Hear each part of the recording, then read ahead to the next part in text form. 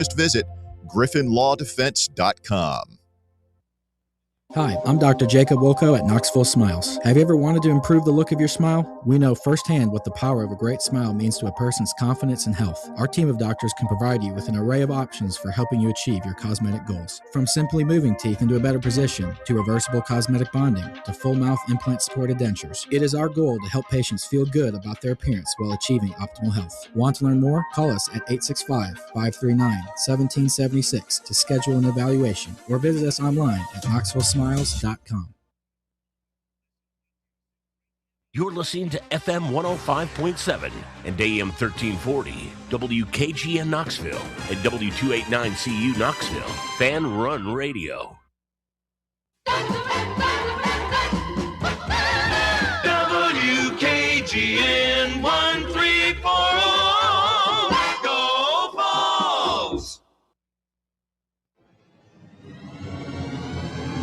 You're tuned in to East Tennessee's premier sports radio call-in show. This is The Drive.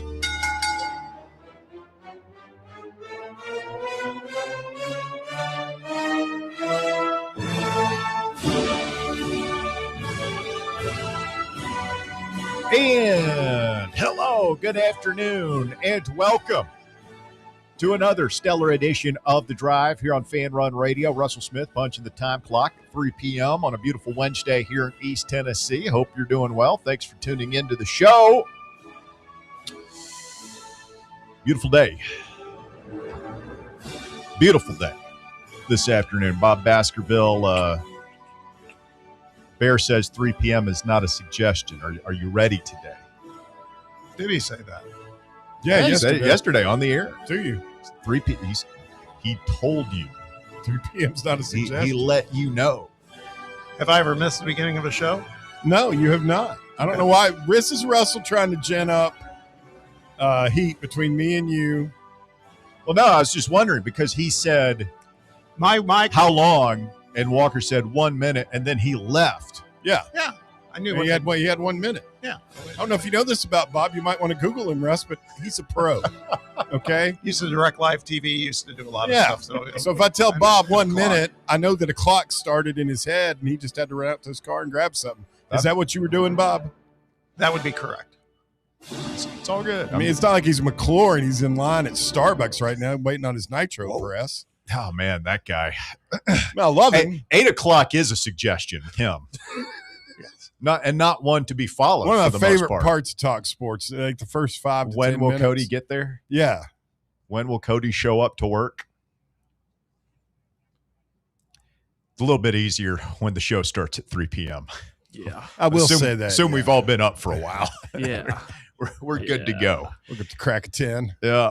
Well, we got a lot to get to here this afternoon. Chris Lowe is on the show today in hour number 2. Bob, you were telling me he's down in Oxford right now making his spring football tour, and that's been a hot topic of conversation, everything going on between Ole Miss and LSU. And that, and I mean, also he's been doing a tour of a bunch of schools. I was rattling them off for Russ. I mean, it's between Big Ten, SEC, and 9-game conference schedule's a hot topic, 24-team playoff field, hot topic. Now that there's apparently interest from a committee under President Trump to push for a 24-team playoff field. I hate that so much, man. I know. Yeah, it's just crazy. Well, I keep seeing all these polls. I saw another one. I think it was On 3 that ran it. It was like, what are you in favor of? Staying at 12, going to 16, going to 24, or 4 was perfect. And like 24 was the least amount. It was like 10% wanted 24. Like most people want 16. Sure. Yeah. I agree. The second most people wanted to stay at 12, and that was like a big drop off to that. And then I think more people wanted 24 than 4, but like both of those were. Like, I know it would never happen. I think this whole deal in its purest essence would be 4. Champion from the SEC, champion from the ACC, champion from the Big Ten, champion from the Big 12. Yeah, I hate that. But 16 would be great. Like 12 is pretty good. But the thing that I'm left with is you have a sport, and not just football, but college sports in general, football and basketball, the two big money makers, are just not listening to the fans. Like, Not even a little bit. Right. Mm-mm. The fans are telling them, hey, this costs too much. And we like the traditional aspect of college sports. We don't want too much change here. We all realize that you got to pay the players. The pie gotten too big. Okay, like we got to figure this out, and there's no easy answers. We get all that, but we don't want a 24-team playoff. We don't want a 100-team NCAA tournament. There's no point in it. It is not like we don't want to. We really don't want these things, man. And they're just running straight over us. We don't Straight care what you cash, only. think. And I mean, speaking of that for a second, the format that they're proposing for that NCAA tournament that's expanded, it's a bunch more play-in games, which how many of those do we really want to see? I mean, you got the conference tournaments, Bob, and then you got all these play-in games. Yeah. I don't know. The fans may be the only group that the NCAA cares less about than their players. Yeah. And all this. We're kind of below them. And if they weren't, I mean, look at how they did the players. I mean, those are the actual guys that you have to make this thing go. You can't do it without the players. Right. Well, we could start off with some complaining. That always feels good. I don't know if it's very productive, but that's how I feel about it. You got to listen to the fans at some point, man. Like, what other industry, Bob? You worked in TV. I've worked in radio my entire life. Bears worked in the hospitality industry. Like, what other business is successful not listening to its customers? Just saying, like, we hear you. We don't care. We're doing what we want to do. You could get a little, it's a fair point. You do have to listen to your customers / audience. And I think that could be a little bit of advice for a certain AD around here too. Yeah. Daniel. Oh, Danny boy, the pipes are calling. They're saying lower these prices. So let's get into a more hopeful topic here for a minute. Is the Nate Ament stuff real? I'm trying not to get my hopes up over here, but so story today, Kevin O'Connor of Yahoo Sports, who's very plugged in, big college basketball insider, writes, league front office executives tell me that Nate's agency, Lift Sports Management, is split on the decision because they believe Ament could be the number 1 pick in 2027. This is Kevin O'Connor in his most recent mock draft that was published earlier today over at Yahoo Sports. And he projects Nate to be drafted by the Charlotte Hornets number 19 overall. Oof. Which, I mean, that's by far the lowest draft pick I've seen. Other draft picks, Sports Illustrated had him going number 8 to the Mavs. NBADraft.net, number 8 to the Mavs. ESPN, number 9 to the Bulls. CBS, number 9 to the Bucks. The Ringer, number 9 to the Bulls. So 19 is the outlier in all these mock drafts. But if you can go number 1 overall next year in what's perceived early to be a weaker draft, kind of the way this draft that we're going to have in football tomorrow is perceived to be a weaker draft than in years past, like that's something to consider.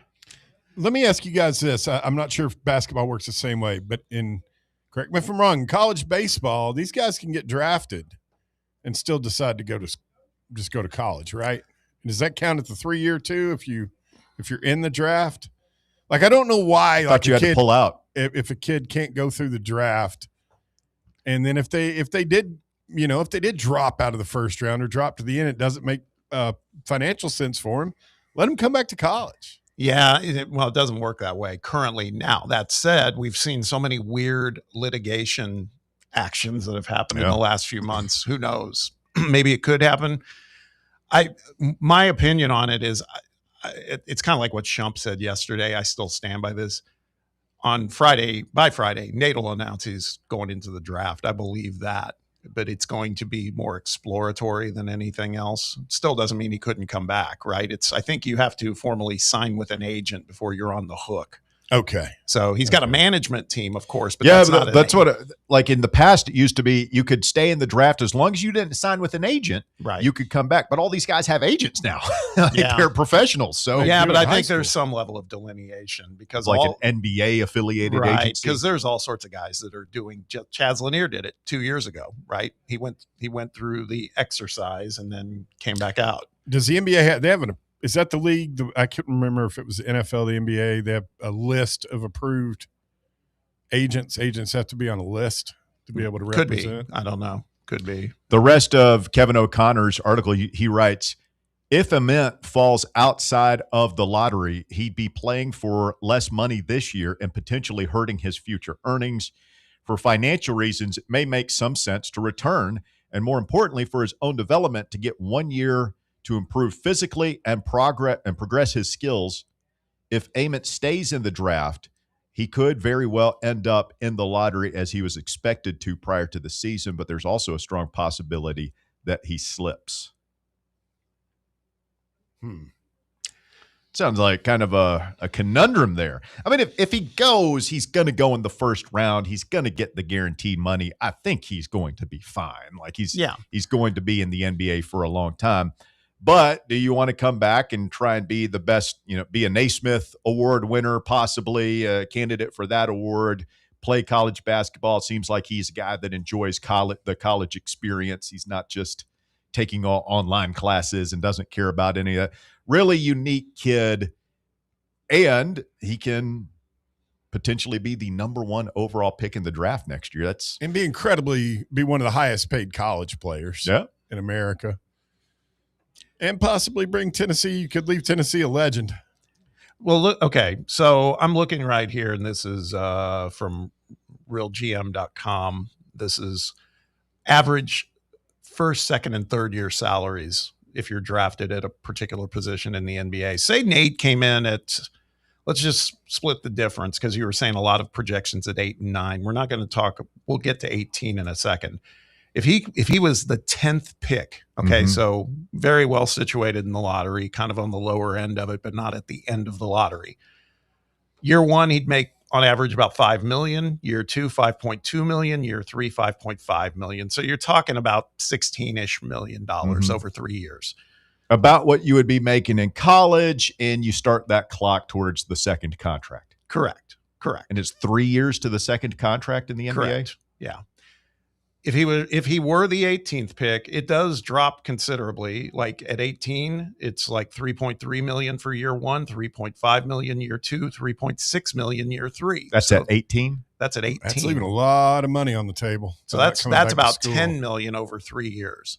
So that becomes, I get it. I totally get it. If he's somewhere between 8 and 10, that's a tough decision, man, as far as I'm concerned. I still believe that. There is a huge delta, obviously, between pick number 1 and even 2, 3, 4, even 5. What's 1? 1 is 11 million, 11.5 year 1, 12 million year 2, 12.6 year 3. That's generational. Yeah. Do you think, you said it's a hard decision if it's 8 to 10. Do you think it's an easy decision to come back if it's 18? If this were your kid, that's what I was thinking most. Here. What would you do? Only from because there's cautionary tales on either side. We saw it firsthand with Dalton Connect. Okay, we saw that just happen. Right, he slid, and we all were of the mind of, hey, it's good though. He went to the Lakers, get to play with LeBron. Took a little cut and pay, but he's gonna get to shine out in LA. He doesn't even play now. Okay, that's one thing. And we don't know. He's going into that option year, so we're not sure what it's going to look like for him. What's the risk of coming back? Like you talk about the Topping kid at Texas Tech all the time. Like, is there any scenario where he comes back and like doesn't fall off, but doesn't improve much? He averaged 17 and 8 this year. He averages like 18 and 8 next year, and he's kind of in the same position. Is that? But you've made $5 or $6 million, whatever we would have to pay him. Yeah. Like, is that, oh God, man, we really screwed up there. I wouldn't worry about that so much the biggest worry overall is something, Injury. God forbid, catastrophic. It's injury. Yeah. The only reason I point to Toppin is because he was projected, maybe not a lot. He was like a fringe lottery first, well situated in the first round last year and decided to come back. Right. This year, he's projecting, like that Kevin O'Connor guy we're talking about, is projecting him around pick 50 in the second round. Where do they have Phylon mocked right now? 'Cause he's another guy that came back, and Phylon's depending upon where you look, Phylon's low, like towards the end of the lottery. So right around the same place Nate is right now with most people. Yeah, maybe a little lower. I'll turn that back. You're smarter at this stuff than me. If it were your kid, what would you do?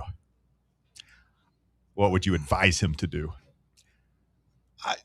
Look, if Nate had gotten through this season without any injuries or anything, I'd be like, buddy, stay, build it up. I just worry. Is there an element of, what do you want, man? What do you want to do? It's your life. Hey, that's what Barnes asked him when he was choosing between Duke and Tennessee. Yeah. And that's, again, I've talked with him. That's what he has said before. He's like, this is a decision. We'll lean in when we're asked, but I'm not recruiting. He knows he's welcome to stay. I was listening to Brent Hubbs' podcast this week, and he said that he had bumped into Nate like a week or two ago. He was coming back from class, and he was like, "What are you doing, man?" And he's like, I'm going to class. Like, I got to finish. Like, it was like just the most normal thing ever. Like, so he's like enjoys that part. He got a little bit of Peyton in him, where like he enjoys being a college student, and you see him at the you see him at the baseball game. You don't see that much anymore, man. Like you're just so used to all these guys being transactional, and it's all about the money. Yeah. On the live chat, Blind Vegan Rescue clarifies, and he's right about this, that only for first round NBA contracts, they're guaranteed for 2 years. The third year is a team option typically. So if you do the math on that, like say Nate was the number one pick, that'd be awesome next year. I don't know. There's no guarantee he'd be number one. Let's say he's number 2 or number 3. That's around $20 million for 2 years. Okay. Whereas if he's 10 or 11 or 12 this year, he's getting about 10. So it's like half the money. And then, by the way, that changes the calculus a little, because you would assume he probably would get something near 5 million here. He got 3.2, I think was the number before incentives this year. They know they'd have to up the ante for him to stay. It becomes it's a dilemma for sure. Yeah. I think so many people who listen to this stuff and, just make an average living, right? Yeah. Will listen to this and say, what's the difference between $10 and $20 million? Yeah. And there's something to be said for that. Well, it's a lot if you're living in that bracket, but to dudes like us, it's like I'll take the 10. I'll take the bird in hand. Give me the 10 mil and let's go. But other people have other perspectives on money. So at 20 million, I'm figuring Uncle Sam's going to take such a huge chunk of it that I do think he'll learn a lot if he goes into the draft evaluation process, because they're hearing a lot of stuff from NBA execs already, I'm sure. Find out if he's really ready. Yeah. How different is it? Like, you always hear about players don't want to go to Canada because of the tax situation up there, and California is very taxy. Yes. Like, how much of that figures it? Like, if you go to Florida or Texas or Tennessee, you go to Memphis, like, it's no state income tax. Is that something that really figures in, or is that kind of we're really counting pennies at that point? No. It's a big deal. It's a big deal. If you're any of the Eastern Seaboard franchises or the West Coast, I mean, the tax base is through the roof. Nets. Yeah, exactly. Celtics, Lakers. But you really cannot. You can't pull an Eli or a John Elway in this draft, and I'm not playing for this place or anything like that. Who knows in this day and age? I mean, the college kids do have a little bit. They can always look, I'll just go back to college. Yeah. I mean, I just saw there was another G League guy that committed to Texas A&M today. I mean, it is a free for all. So who knows, right? Yeah. I don't know, but yeah, I mean, that's why, back to your question, that's why I'm jumping sports, but that's why all the professional golfers, so many of them live down in Florida. It's also because there's a lot of available golf to play, but tax-free state too. That's huge. When we continue, what would it mean if Nate Ament came back? How would you play that if you're Rick Barnes and working on a budget and you feel pretty good about getting Juke Harris and you've already got Jalen Harrelson and you've got all these guys that are expensive and need money? Can you afford it? Can you make all these dudes happy? We'll discuss when we continue. 865-966-3435 is your phone number if you want to get on the show with us this afternoon. 966-3435, Wednesday afternoon edition of The Drive continues next here on Fan Run Radio. The Drive. Take Fan Run Radio with you on the all-new Fan Run app. Just search for Fan Run Radio wherever you download your apps. Attention local businesses. Are you looking for a powerful way to reach your customers? Want to get your message heard by thousands right here in our community? Then it's time to advertise on Fan Run Radio. Radio advertising works. It's affordable, effective, and gets results fast. Whether you run a restaurant, a retail shop, or a service-based business, we'll help you craft the perfect message to bring in more customers. With listeners tuning in every day, your business will stay top of mind. And the best part is, it's easier than ever to get started right now. Don't wait. Boost your brand and grow your business today. Email me at russell@fanrunsportsgroup.com or just DM me on Facebook or Twitter to learn more. What kind of day is it? It's a White Claw day. Grab a pack, grab your friends. Everything else in life can wait. Your friends shouldn't. Let's go. White Claw. Grab life by the claw. Please drink responsibly. Hard seltzer with flavor. White Claw Seltzer Works, Chicago, Illinois. A brand built in Tennessee and born from the love of the game. Inward Half revolutionizes golfing comfort. Crafted by a former pro and dedicated enthusiast just like you, our luxury performance wear guarantees you stay cool and comfortable through every swing and every day. We're not just a brand. We've set out to create a lifestyle for those who understand that impeccable style and premium performance are a hole-in-one. Enjoy the walk-in with Inward Half.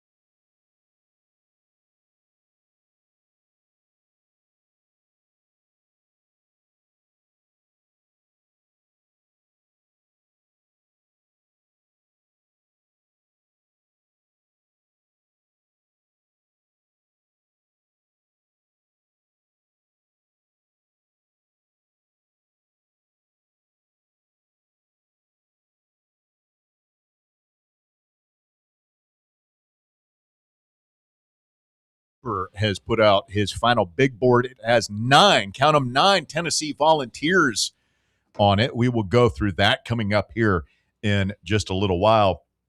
Yeah, this Nate Ament stuff is pretty interesting right now.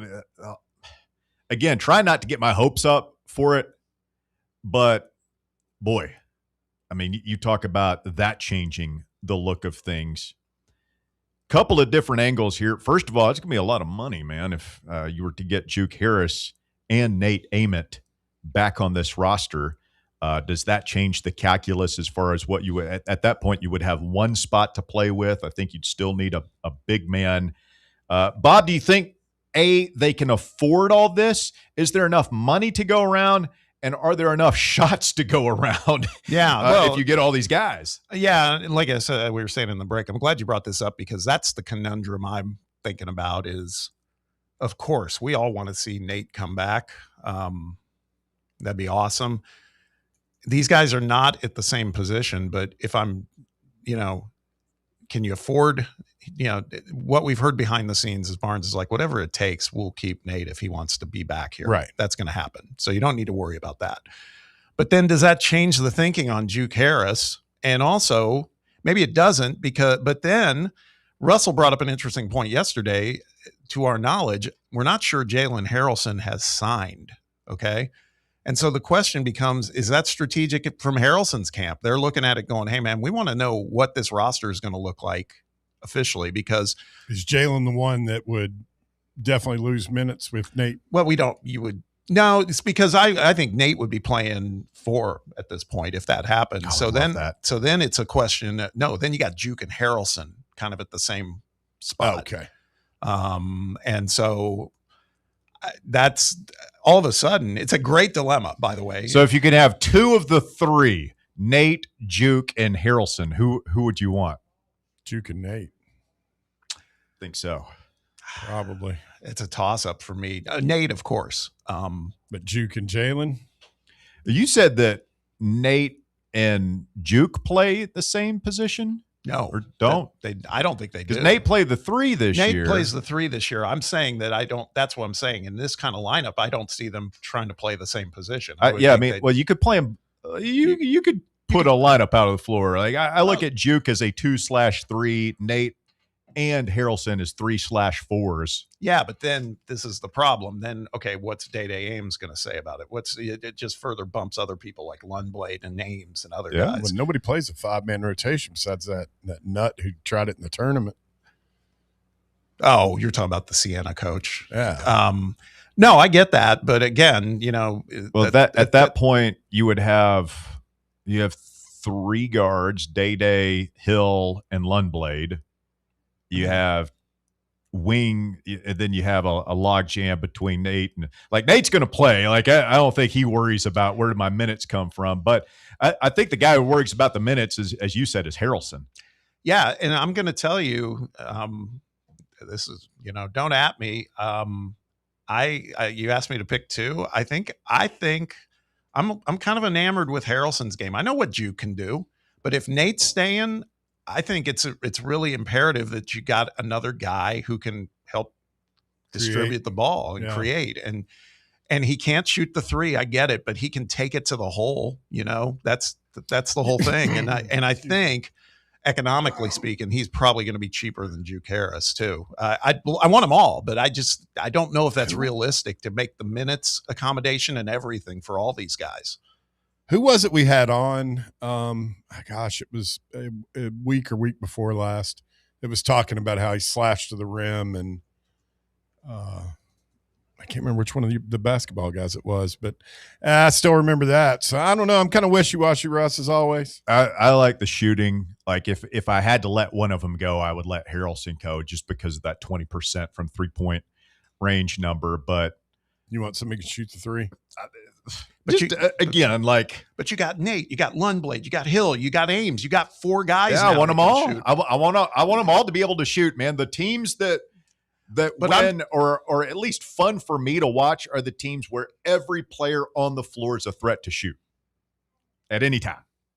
And I can live with if I've got a guy at the 5 who's just a super rim protector and Felix that can't really shoot, okay, I could deal with that, but I want the other 4 to be able to shoot. I think we're overreacting to just respectfully to the 3 situation because, again, I didn't mention Harris in that bunch. I mentioned 4 guys who are very capable shooting the 3 would be in that rotation.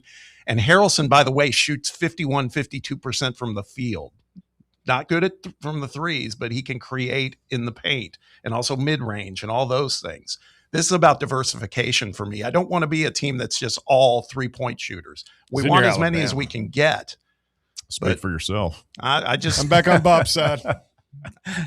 It's again fantastic dilemma, by the way. Yeah, well, I'm just sitting here thinking about the conversation we're having versus the conversation Kentucky fans are having during the great Kentucky come apart of 2026. which is still ongoing. Were you sampling the Colchastrophe today? That's good. Yeah. I took a break from it today, honestly, because it was just so glorious yesterday. And don't want to tempt the wrath of the whatever high top the thing. Yeah. They've been putting it out there now. There's, and Walker, you can probably help with the pronunciation of the guy's name, or maybe Bear, the Baylor guy that just entered the portal. He's a 6'5" wing who is a stud. He moved immediately into like the top 3 as far as available assets left. Kentucky fans are saying Momcilovic or that guy, and there was one other. They were like, Mark Pope, you must get one of them or we are out. It's like, I mean, you got fans like #no excuses. Yeah, exactly. So they'll find a way. They'll get a guy or two. I think that Harrelson is probably monitoring some of this stuff. It's curious that he hasn't sat. Rick Barnes is going to meet with the media tomorrow. He and Dwayne Brown are doing a press event before we come on the air. So it'll be interesting to hear what they have to say about all this. And they can't talk about Harrelson until he signs. So I wonder if he's looking at some of this. And I wonder if Juke is going to look at it too. Would he want to come back and play with Nate Ament? We don't get all 3 of those guys. One of them would look at that. If Nate came back, Harrelson or Juke would look at that and say, I don't think so. I'm going to go somewhere else where I'm going to be playing 35 minutes a night and guaranteed and all that stuff. But again, great problem to have. I'll take whatever combination, whatever 2 of those 3 want to come. Yeah. And hey, at the end of the day, maybe we're still just fantasizing about Nate here, and it's going to be Harrelson and Juke. Sure. And I would be 100% fine with that. Yeah. That's kind of what I've been assuming up until this Nate chatter just won't go away. Yeah. The other thing about Nate is, apart from like the on the court stuff, he's definitely a culture type guy. Yes. On a roster where we've lost a ton. Yes. That's a great point. Like he's the guy he's Barnes' guy. It'll be his team. If he comes back next year and what he says goes, and he'll set the tone, and you don't have to worry about any sort of grumbling behind the scenes or any he's an extension of Barnes' in the locker room. And also on the court, like this guy, he's not he's not a scoring forward that is give him the ball and get out of the way. This is a guy who was probably the best passer on our team last year. Like, he makes everyone on the floor better because he can find anyone on the floor at any time with his passing. It's someone people would want to play with because having that type of guy makes you better. And I just, like last year, he didn't stumble out of the gates, but it took a while for him to get his footing, and there was some up and down. And I would just imagine, like, after getting stronger in an off season and everything slowed down and he knows what to expect, I would imagine he comes roaring out of the gates and is dominant from day one. Yeah. This is interesting on the live chat. SKS_716 asks, would you compare Jalen Harrelson to Tyler Smith in terms of style of play? It's kind of interesting, actually. Yes, I would. And I say that as not knowing who Jalen Harrelson was 2 weeks ago. Yeah. And now I'm intimately familiar with his game because I've seen a couple of clips on X. But I think that's kind of I get the feeling that Jalen is maybe a little stronger, but not much. I don't know. That might actually just be a really good comparison. And not that I heard this today too. Not that Notre Dame, by the way, is some sort of blue blood in basketball. I think they've only been to like one Final Four. We haven't. Yeah, but Harrelson. My point is, Harrelson's the most highly regarded recruit they've ever brought in. Yeah, I saw that ever. So the guy's a player, and you're right, Russ. I was the same way. I didn't know much about him. Partly because Notre Dame was not good. It's not like football. I mean, their basketball program, my entire life has been almost non-existent. You never see him on TV. Hewitt Pruitt, we know where he stands. He says, "Don't rock the jukebox." I like Juke. He's smooth, man. Oh, he is. Go watch the highlights of his game at North Carolina. There's really no downside in this. But I agree with you. I just don't see how we can have all 3. I just don't. Now, some people are saying, well, they were supposedly holding money back for Tyler Tanner, and maybe they were. I don't know. I think that's over now, I would think. Well, he didn't go in the portal. No, they still have to. There's this whole nebulous window of paperwork still needs to be submitted, et cetera. Yeah, I noticed a couple of stories coming out today of guys who have entered the portal. So yeah, if you turned in your paperwork yesterday, correct, it usually takes 2 days for it to quote unquote process. So you could still see a couple of names pop up. Now, when a guy goes in the portal, usually it's like, even if he doesn't tell anybody or his representation doesn't. School he's leaving. Yeah, well, yes, the secretary in the office where they get tells her husband and he tells somebody and then it's on Twitter. Yeah. Yeah, and by the way, Vanderbilt, they got that T.O. Barrett guy today with the wild hair, the Missouri transfer. That lit us up. Yeah, Vanderbilt's building something nice. I mean, maybe Tanner's looking at that going, I'll be just fine I here. did notice that. Wildwood Films Nick Davis 1249 on the live chat asks, what's the deal with Juke in the NBA? I don't think I've seen him mocked much at all in the first round, and you are correct. He's kind of coming out like if all the stars align, he might come in at the end of the first round, but he's projecting more in the early second round. Well, and same thing for him. Like if we talk about next year being a soft draft, then you would think a guy like that could really improve his stock and go from I don't know if you go from barely in the first round to lottery pick, but maybe you go from barely in the first round to solidly in the first round, and then you've got guaranteed money and like that. That's a much better situation. Like I said, love the dilemma. It's not bad. Happy Earth Day, Bear. Happy Earth Day to you, Russ. Did you do something crunchy and natural outside? Sat around in his Birkenstocks eating granola in the dirt. I sat outside earlier for a while, enjoying the nice weather this morning. Oh, it's lovely. It is. Bucolic. Indeed it is. It's my favorite weather of the year. Sunny spring days. Baseball Vols run-ruled Lipscomb. The Bisons took it on the chin, 14-4 last night. Did I hear correctly? Did they have travel issues? They didn't even really get to warm up or stretch out? I don't know. I didn't hear that. How about Blaine Brown? What do you go, 2 for 4? Hit a homer. 2 for 2, something like that. Yeah. I saw a couple of, he hit an opposite field home run. And then somebody else drove a ball is what we talked about, man. I think that this pulling everything, I would imagine that that's something they've been working on with him. It's like, look, dude, teams are shifting you to death. You're hitting everything. You're hitting so many ground balls out right at second base. Right. Let's try and take it the other way. Clean inning for Krenzel. I thought he did give up a hit. One hit, but hey, no runs, no walks, anybody. no hit pitch or hit batters. Yeah, that's what I'm looking at. Well, now it's time to put it together. Alabama comes in here tomorrow. It's the first Thursday through Saturday series of the year. I saw where Elander said he's sticking with the same rotation, so we'll see if it works. Kyle Beach says, how about Florida baseball getting beat by Jacksonville last night? Midweek minefield. What ended up, you sent the score of, what was it, Alabama, their midweek game. Do we know what ended up happening? I'll look that up. They were down. UAB jumped all over them. Yeah, they were down 7-0 early? Mm-hmm. And then Georgia Tech beat Georgia. Yes, at Truist. I mean, Georgia Tech's good, though. I mean, yes. That's well, I always wondered about that because I look, there are so many, Georgia Tech, North Carolina's ranked second, Florida State's in the top 10.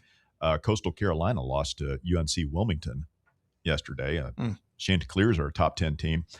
But I always wonder, it's like, okay, are these ACC teams for real? Because we know what a beast the SEC is. And I guess Georgia Tech had something to prove last night. And well, I mean, they proved it. It's a rivalry game too. Yeah. I mean, it was played at Truist, wasn't it? 14-4. They run ruled them. Mm-hmm. UAB beat Alabama 11-2. Alabama had 5 errors in that game. Thanks. Yeah, but these teams will turn around and win their SEC series on the weekends. Louisville beat Kentucky 14-10. They are really going through it up there right now. I almost feel bad for them. Don't read too much into it. Midweek minefield. Very quickly, another nice thing to contemplate back to basketball. The non-conference for the basketball team's shaping up. Yeah, saw that playing Gainey, doing Gainey a solid. Beat his court. Brains out. At Purdue, 3 games again in the Players era, ACC, SEC Challenge, which should be at home this year. Hopefully they'll put us against a good team, not like, Boston College or something. Wonder how his roster's looking right now. Who's that? Gainey. No. Probably not great. I'm looking forward to that game at Purdue like I'm looking forward to my next rectal exam. I hate Purdue. The guys that cover it, like Shumpert's excited, not about just like going to the venue. It's a fantastic place for a game. It's very very loud. I can't wait. It's going to be great. You're happy. They're not going to be very good. Purdue. I mean, like you could be flying the private RTI jet up there with the boys, showing him around like he's the mayor of check it out. This is where everybody hangs out before the game. It's the most Come on nauseating in. Basketball uniform. Let's have a Boilermaker.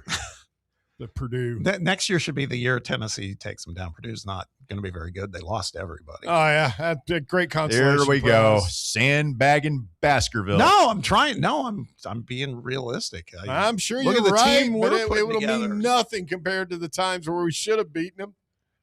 Go up there and just like lop their head off.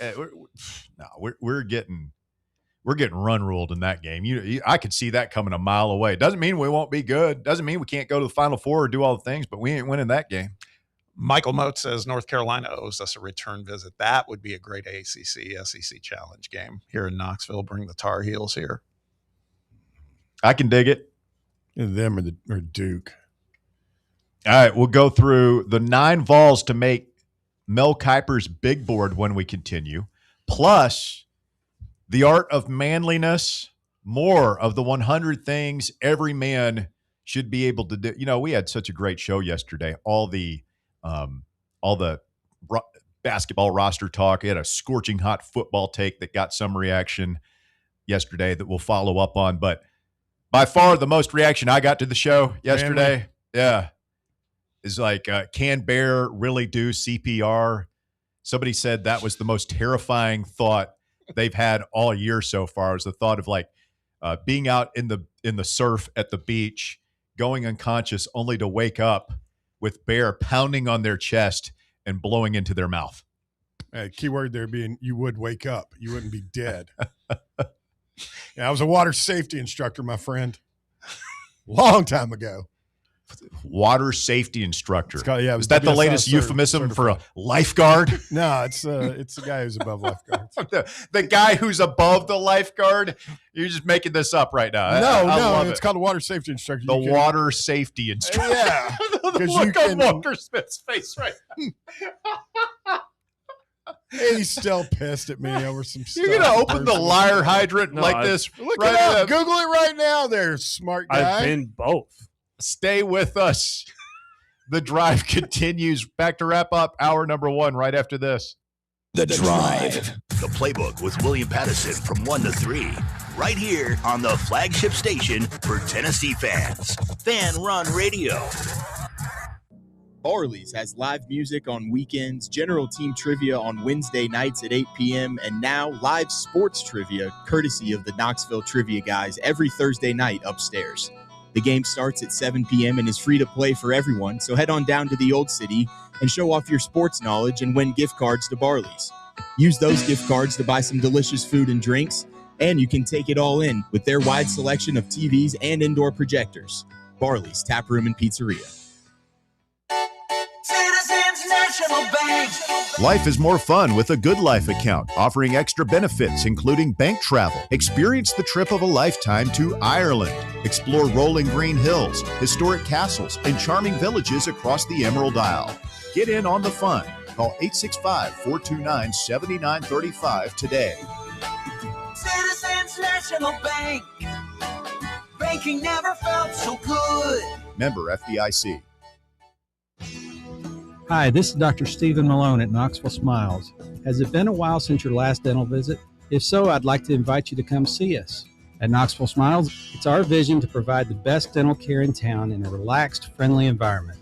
So if it's been a while and you've been putting it off, don't wait any longer. Come see us at Knoxville Smiles. You can schedule an appointment online at knoxvillesmiles.com or by phone at 865-539-1776. Welcome to Axle Logistics, where excellence isn't just a goal, it's an energy.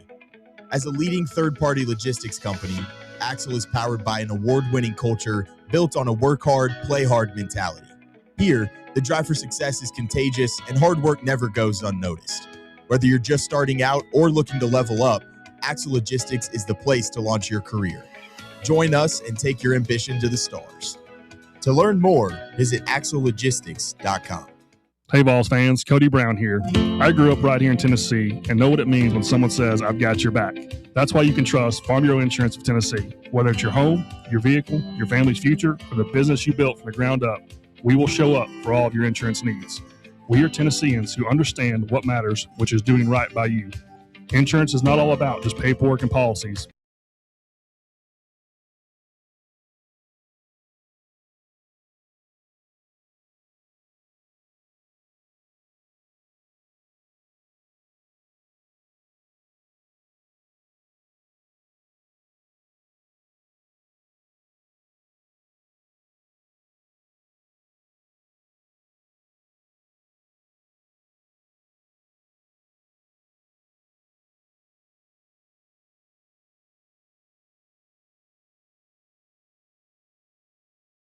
He had the same reaction I did when you go to knoxnews.com today.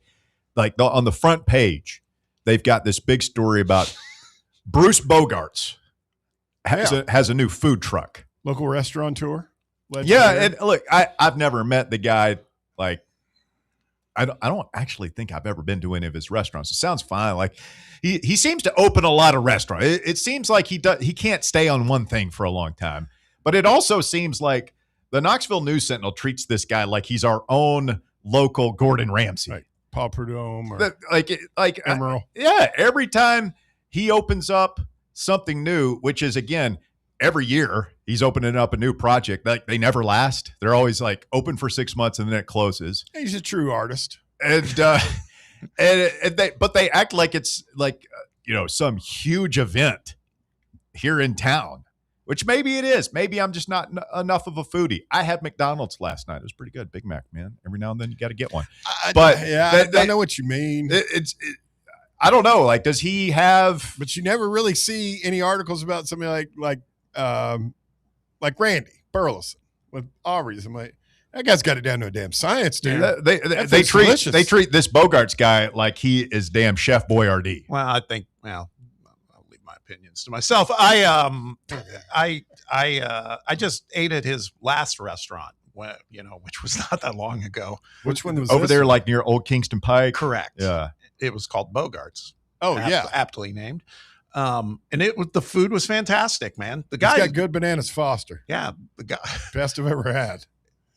The guy's talented for sure, but I do agree, and I have some other firsthand experience with him on a professional level, and he's a bit kind of flaky. He's a bit of a gypsy. That's all. I'd say probably not one of the high points was when he was running a grill not that long ago outside of a gas station. Gas station. And I'm not kidding. That's wrong. That was on North dude, Shore. I was saying only halfway kidding. The guy's an artist. No, He's very temperamental. Very talented. There's no question. It's just some stability. I don't get it. I don't understand. He's an artist. The News Sentinel, Knox News, acts like it is a damn event. Yeah. Every time they're like, "Oh my God, this guy's doing something new." It's like he's got a food truck. I don't know, man. I've had some elite food from some food. I know. Like food trucks are great. I'm sure like, it'll be good. That's kind of what I'm saying. It's like I don't think I've ever gone to a food truck and been.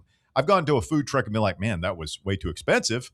I think we've all had that experience, but I don't think I've ever been like, "Man, that sucked." I've had one now where it sucked recently. Food trucks are awesome, but yeah. So they're not on the list for you in general, right? Food trucks? Yeah. No, you just have to be just like you would with any type of restaurant. You have to be, I'm definitely going to one where they proudly display their health inspection. I just think that and this doesn't just apply to Bruce, it applies to a lot of people. The restaurant business, and speaking from experience from the standpoint, I know you work in business, Bear, but my brother-in-law is a chef too up in Boston. It's like, it's hard, man. It's hard to make it work. So you got to be not just. Margins are incredibly small. Yeah, you just can't be an artist. If you want to be branching out on your own thing, you got to be a hell of a business person too. Yeah. It's that tough. And so some people are not built for that. You can trust with your money and your life. Yep. To watch your back while you're doing it. The Lady Vols have announced the addition of a couple of foreign players. We've talked about these, but they officially announced, and you're going to love this one, Fatmata Fats Jana. Yep. You are not pronouncing that kid's name. I'm right. pronouncing it exactly correct. It's I'm actually even correct. reading from the pronunciation guide right now. What do you take me Fatmata? for? Some kind of amateur. Fatmata Fats Jana. Her nickname is Fats. She's a baller. 6'2" forward from jolly old London, England. Spent 2 seasons at St. Peter's before making the move to the SEC, where she played for Texas A&M last season. Is she a stretch four, or is she more of a classic type center? I don't know. Everything I just said is all I know about old Fats. Yeah, we don't quite follow the women's game as much as aptly as we do the men's. I just 6'2" though is about as tall as anybody she's got on that team. So hoping it goes well for old Fats in there. Where's the other media? Wonder what advisory I got. Bear, I wonder what Audie Crooks is nickname. You guys are awful. You're trying to get me in trouble, man. I made a promise. You made a promise?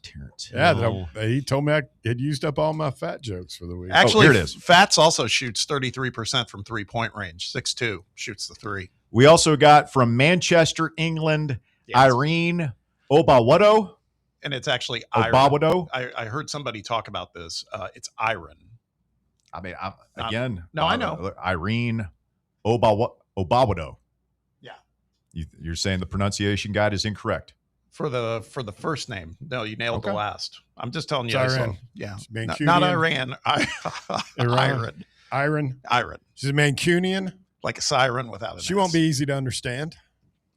5'10", originally chose Boston College over TCU, Oklahoma, Clemson, Wake Forest, and UCF, but reopened her recruitment when BC made a coaching change in March, and so she will be a Lady Vol. So I believe we got to be getting close to 10 now. We practiced a little 5-on-5, little shirts and skin. Well, probably don't do that in the ladies, but,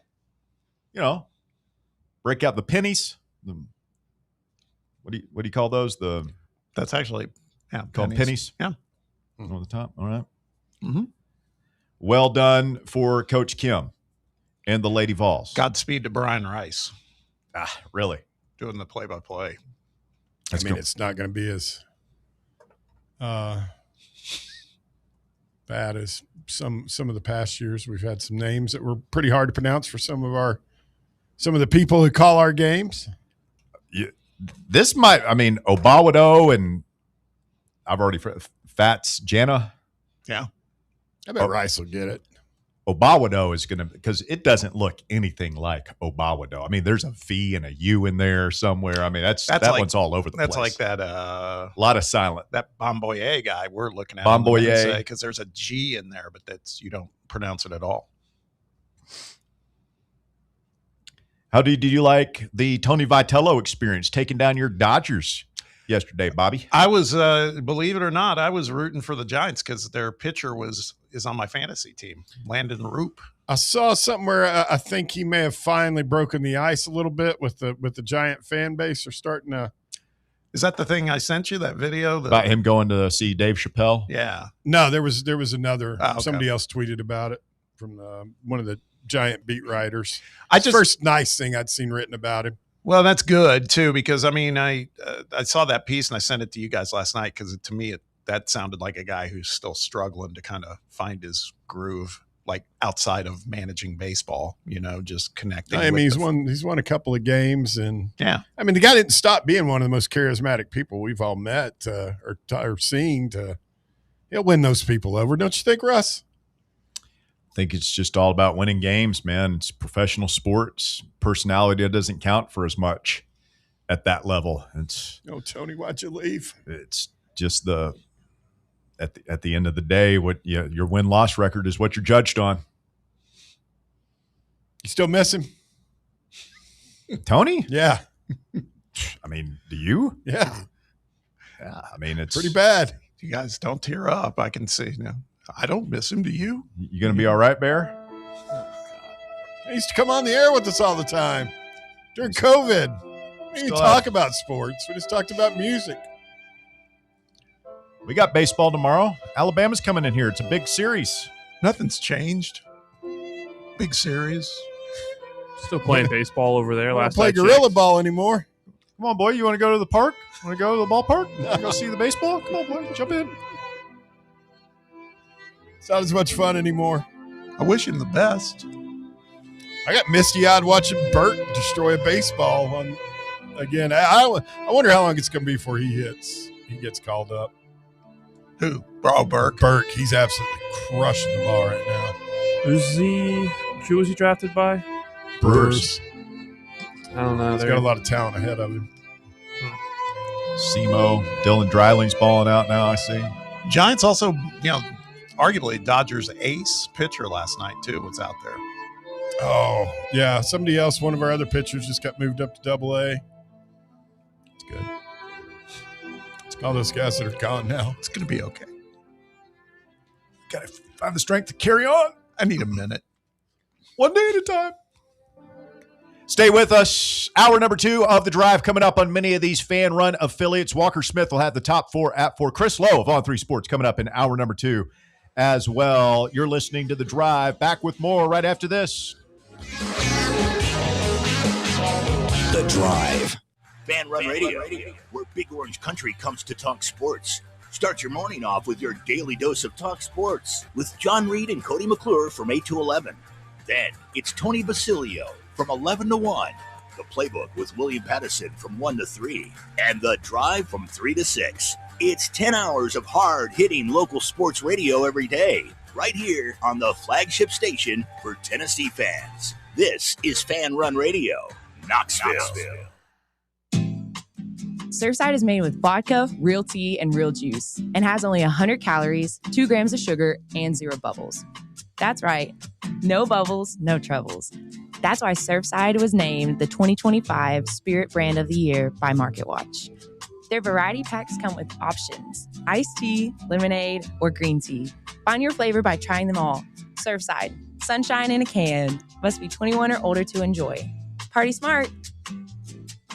It's baseball time in Knoxville. Your Knoxville Smokies are back home all this week. We start the week off Tuesday and jump right into our final matinee game on Wednesday with first pitch at 12:30. Thursday is Knox Vegas Thirsty Thursday with half-off draft beers, and the weekend, you know it's rockin' with Feel Good Friday, dancing with the Smokies on Saturday, and post-game fireworks, and it's halfway to Halloween on Sunday. Don't miss a minute of the action. Reserve your seats now at SmokiesBaseball.com.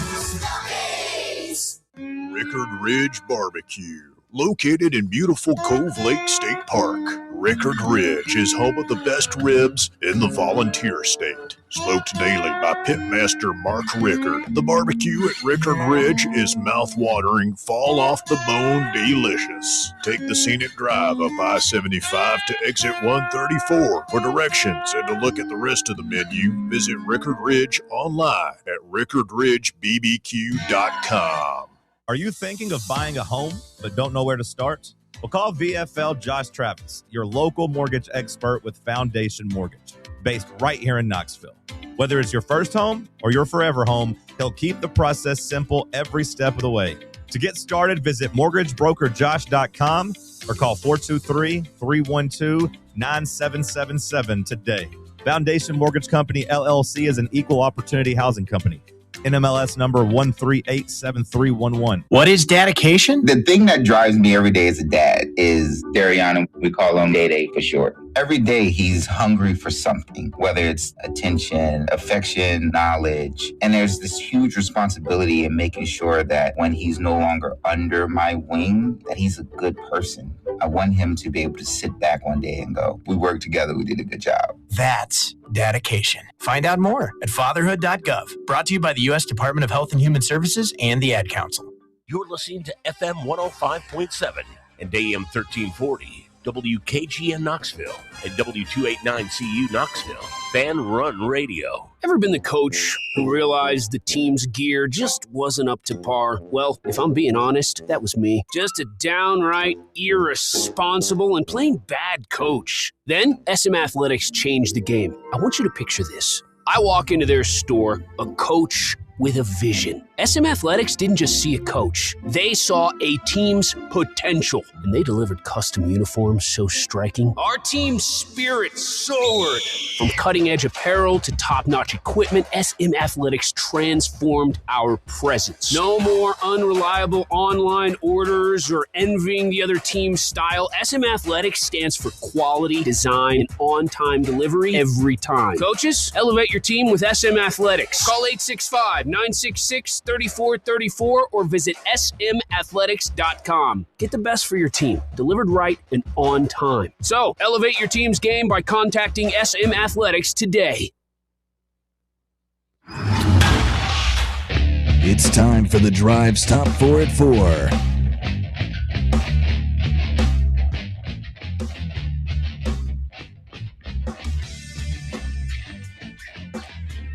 Welcome back. Time for some other headlines happening in the world of sports. And for that, we turn things over to our guy, Walker Smith. Walker, hit it. Thank you, Bob. At number 1, Tennessee basketball reportedly hosted Kennesaw State transfer forward Brandon Liu on Tuesday. The 6'9" forward averaged 10.9 points, 5 rebounds, and shot 45% from the field last season.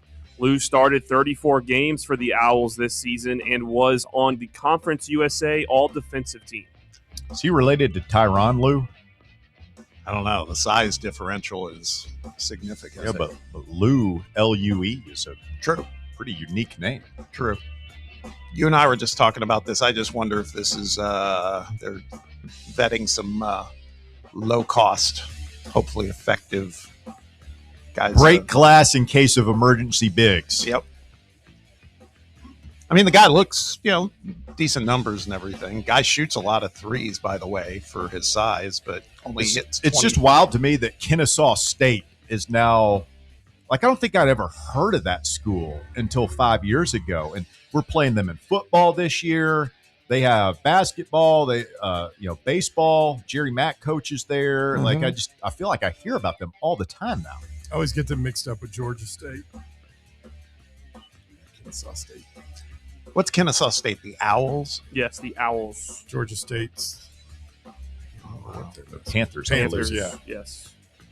I mean, this guy's obviously, he was, all conference, all freshman team, all conference defensive team. So, I mean, he's a good player, but I don't think this is a guy that's going to come in and be getting 20 plus minutes a game or anything if he was joining us. So I know I'm probably being greedy here, but I really covet a guy who's at least 6'10" and 240 pounds plus, somebody sturdy.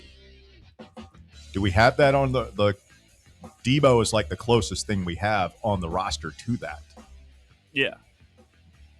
Miles Rubin. Yeah. He's more of a skinnier guy, but still big. Yeah, he's long. But we don't have that dude who can't be moved. If we get into a game where Big Ten team. Again, looking at Florida, where it's they've got a guy who's 7 foot, 260 pounds. Do we have anybody that can match up with that guy? I mean, the hope would be Dwayne Brown can, after another season in the system, probably puts on another 10 pounds of muscle. I mean, he might be one of the most athletic people on the team next year. Again, high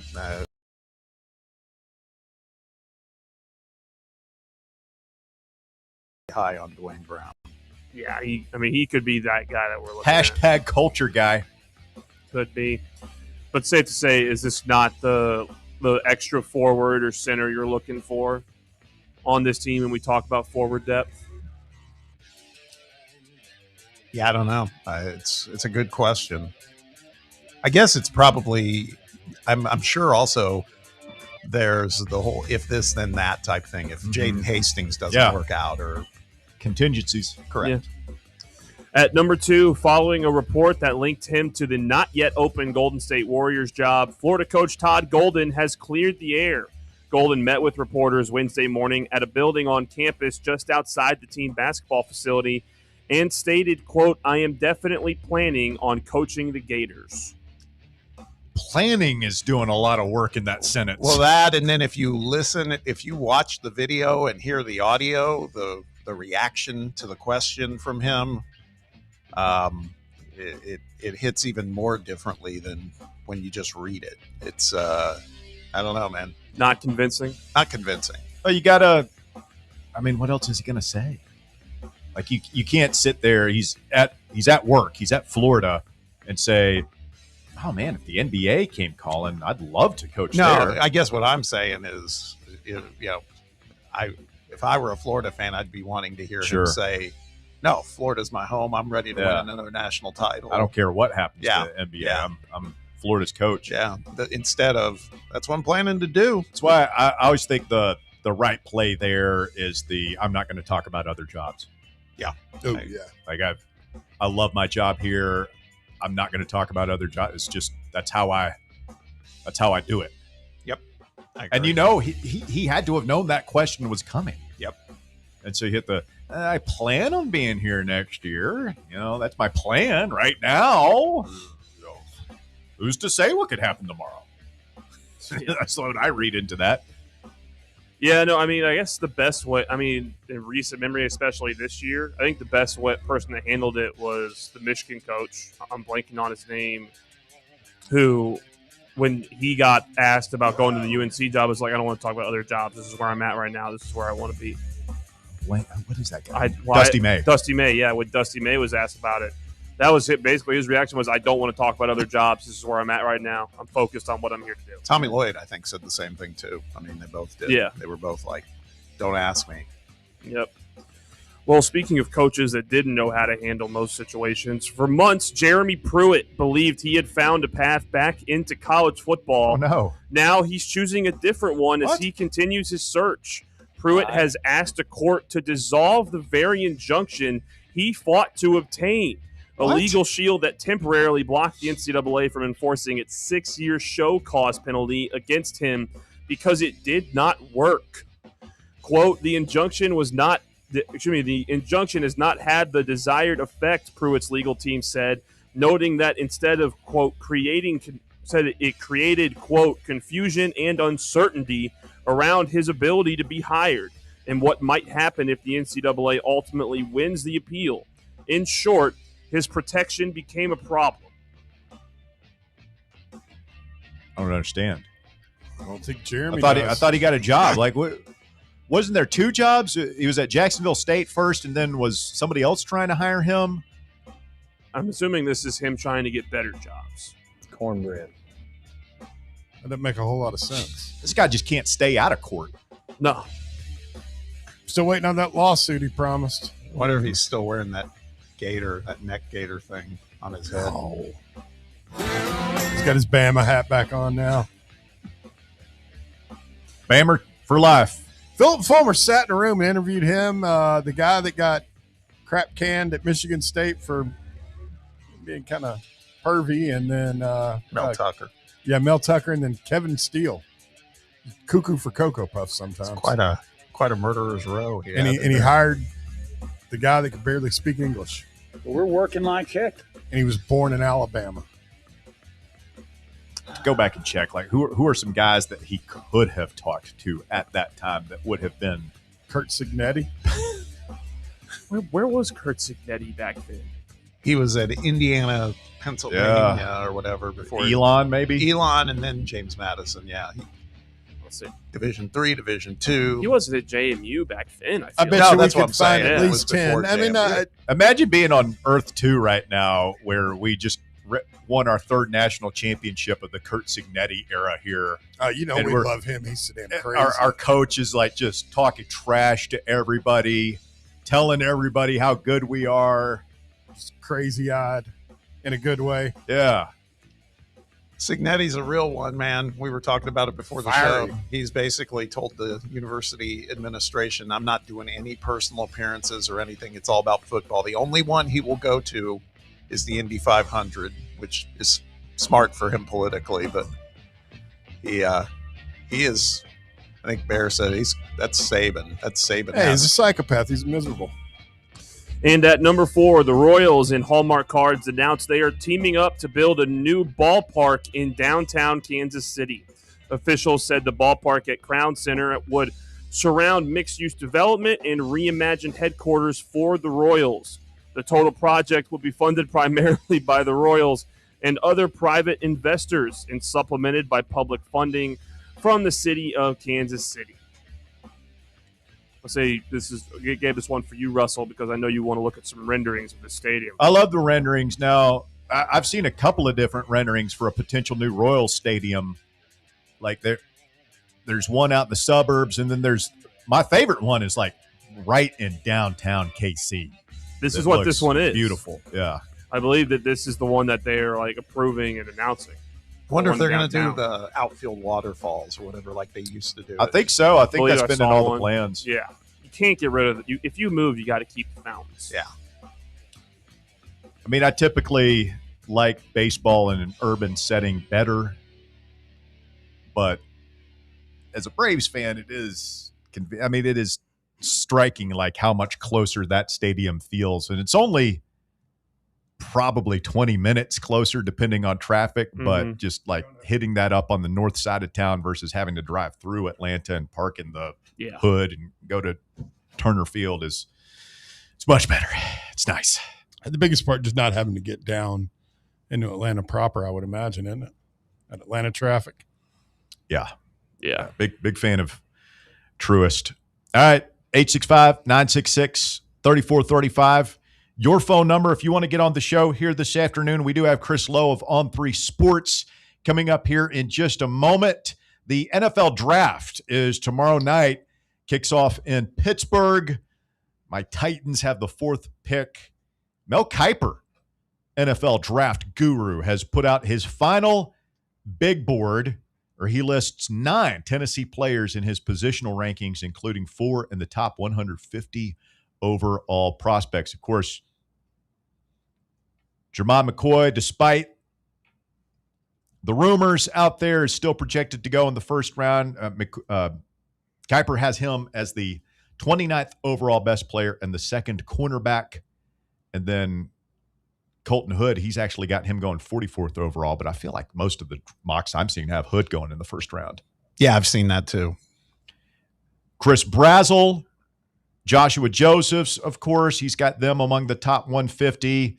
So those are the 4 in the top 150. Then you've got quarterback Joey Aguilar, who he's got the 14th best quarterback in the draft.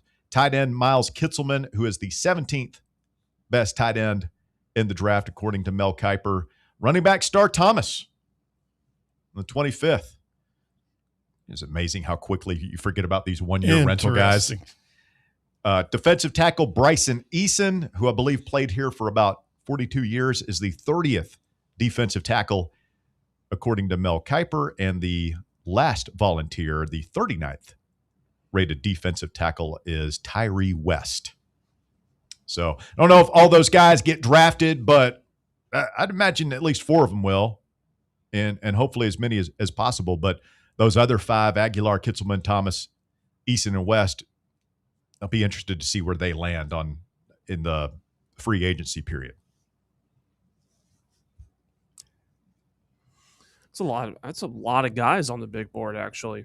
Yeah. I mean, when you think about it, like, we're going to get, obviously not all of those guys are going to get drafted, but the Vols are going to be well represented in this year's draft. I mean, I'm trying to think the last time we would have, I mean, what's the most we've had in a draft class under Heupel up to this point? I mean, have we had double-digit guys drafted in a Heupel era? No.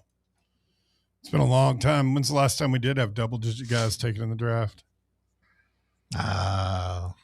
Maybe Butch. Double-digit in the draft? Drafted? Drafted, yeah. Has that ever happened? Oh, I'm sure it did in the 90s. That's 98, 99, 2000, I would imagine it happened. 2002, we had 10.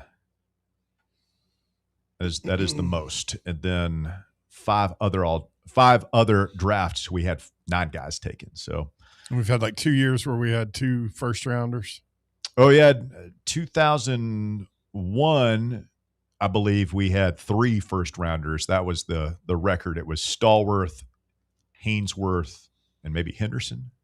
I think all going in the first round. Yeah. An embarrassment of riches back in those days. Alas, those days are long, long gone. So, yeah, I imagine we'll have 4 guys. I mean, I don't know. Does somebody take like Aguilar? Is he a 7th round? Take a flyer Maybe kind of guy for somebody? I was going to ask, if you're an NFL team, it's just such a weak quarterback draft. But if you're so put on your NFL GM cap. All right. And I've always got it handy. Being unbiased, no Tennessee ties, but you have to choose a quarterback between Diego Pavia and Joey Aguilar. Who do you take? You take Pavia. Take Aguilar. It just depends. I'd go to Gruden quarterback school. Like who's more accurate? Like I think Aguilar is more temperamentally what you're looking for, more professional, go about his business. He's also bigger, preparing, and not a lot of ancillary foolishness that you get into with Pavia. He's also not 5'9". Yes. I get that. I think I'd be with Walker, though. I think Pavia is more of a gamer. I just think that NFL teams value the versatility that Pavia brings a little more, especially at whatever position they'd want to draft him as. Yeah, I just don't know if it's as much as they value the stability and the stuff that Aguilar brings to the table. They're pretty risk averse people. How much stability do you need in a backup QB? I've just been told by former post of the tribe and somebody played pro football said that they're very risk averse people. NFL franchises are. The larger answer to your question, Bob, is I don't see either of them making like if Hendon Hooker is struggling this much to just find a place where he can establish a foothold in the National Football League, I would imagine that both Aguilar and Pavia struggle. Just my thoughts. I could be wrong. I could see Aguilar being like a practice squad guy, like a Tyler Bray kind of deal. Hey, man, there are a lot worse jobs out there than wearing a baseball cap, carrying a clipboard on an NFL sideline. I think you guys we'd all agree, like Joey's more set up mentally to play that role. I don't know if Diego's ego could handle that. Maybe it could. They cut the check.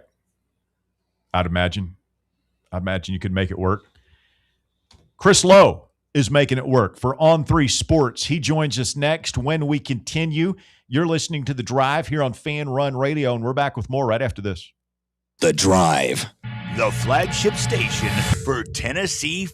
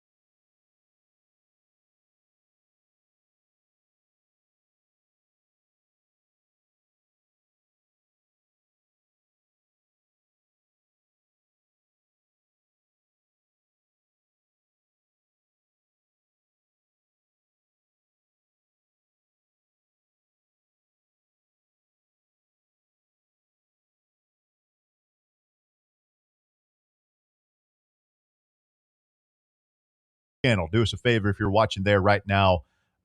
Look down, see that big thumbs up icon. Go ahead and mash that for us. Doesn't cost you anything, and it helps us continue to grow the Fan Run brand. Also, if you are not subscribed, please go ahead and do that. Again, 100% free. Helps us grow the brand. The Drive, every afternoon, 3 to 6 for 15 years, going back to 2010. Remember, we started the show, Derek Dooley's first year. It was a good time to get started. Dooley coming in, Bruce Pearl going out, baseball, not a thing. I think we were in the midst of the Todd Raleigh era at that time. So we made it through, though. My guy, Derek Dooley. We made it through. I keep forgetting that Walker has this personal tie to Derek Dooley, Doolander. Made him a hamburger. Did make me a hamburger. Well, your love comes cheap, doesn't it? Oh, my God. I was 10 years old. Yeah, it definitely did. Got made a good burger, huh? You make me dinner and you let me play video games, it'll be great. These draft projections are really fascinating for tomorrow night. I see McCoy going anywhere from 12th to the Cowboys to 19th to the Panthers. Even have one of him going to the Chiefs. There's a mock that USA Today has Colton Hood going 29th overall in the first round to the Chiefs. Chiefs cornerback hungry, sounds like. Chris Brazzell, seeing a lot of third-round projections for the Braz. He's a weird one. We've seen him go mocked as high as like high second to third round. Feels a lot like Dante Thornton last year. Yeah. A lot of athletic potential, but it also feels like these receivers kind of get dinged for playing in the Josh Heupel offense. Still waiting on one of them to break out in the pros. Yeah, I mean, we really need that, right? And eventually that's going to catch up. I don't know. Maybe not. Maybe we just pay so much and you get to ball out in the Tennessee offense that we're always going to have wide receivers. Haven't really found myself worrying about it yet. I mean, we're not worrying about it going into next year. Feels like this is the most stable we've been at wide receiver in a long time. Who do we is Hyatt still with the Giants, right? Yeah, he's still there. And he just can't get on the field. There was a lot going on there. Like other factors there, but it has not been a great run for him. Well, Tillman's played a lot of downs. Tillman's been the Browns. most successful. He's been good. I mean, I don't know what Thornton's final Thornton stats flashed were a this little year. bit. Thornton's flashed last year. Yeah. So. And I mean, not a wide receiver, but Sampson had a lot of touches over there for Cleveland as well. Do we have any other receivers? I feel like Brew retired. Ramel Keaton. No. Never really caught on. Callaway, but that wasn't That's not Heupel. Yeah. No, they need Thornton or Hyatt or Chris Brazzell to get in there and have a nice career and show out. Chris Lowe of On3 Sports joining us right now on the phone. Good afternoon, Chris. How are you, sir? I'm doing great, guys. It's good to be with you.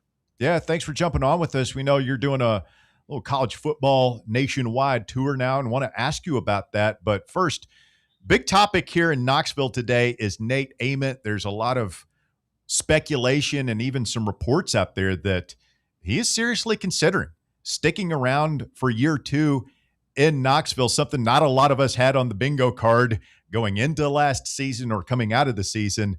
Do you see any possibility of Nate hanging around for his sophomore season? I think it's a possibility. I wouldn't call it a probability.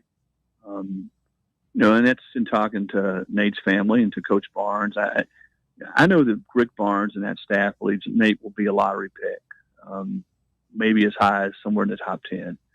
And if he goes in the top 10, lottery pick, he's leaving. And he's been advised to leave. I think they have told him that that's the best business decision. Ultimately, it's Nate's decision, his family's decision. I think his mom and his family would be 1,000% okay with him coming back, if that's what he wants to do. And it makes sense from a business perspective. But if he's going to be a top 10 pick, there is no decision.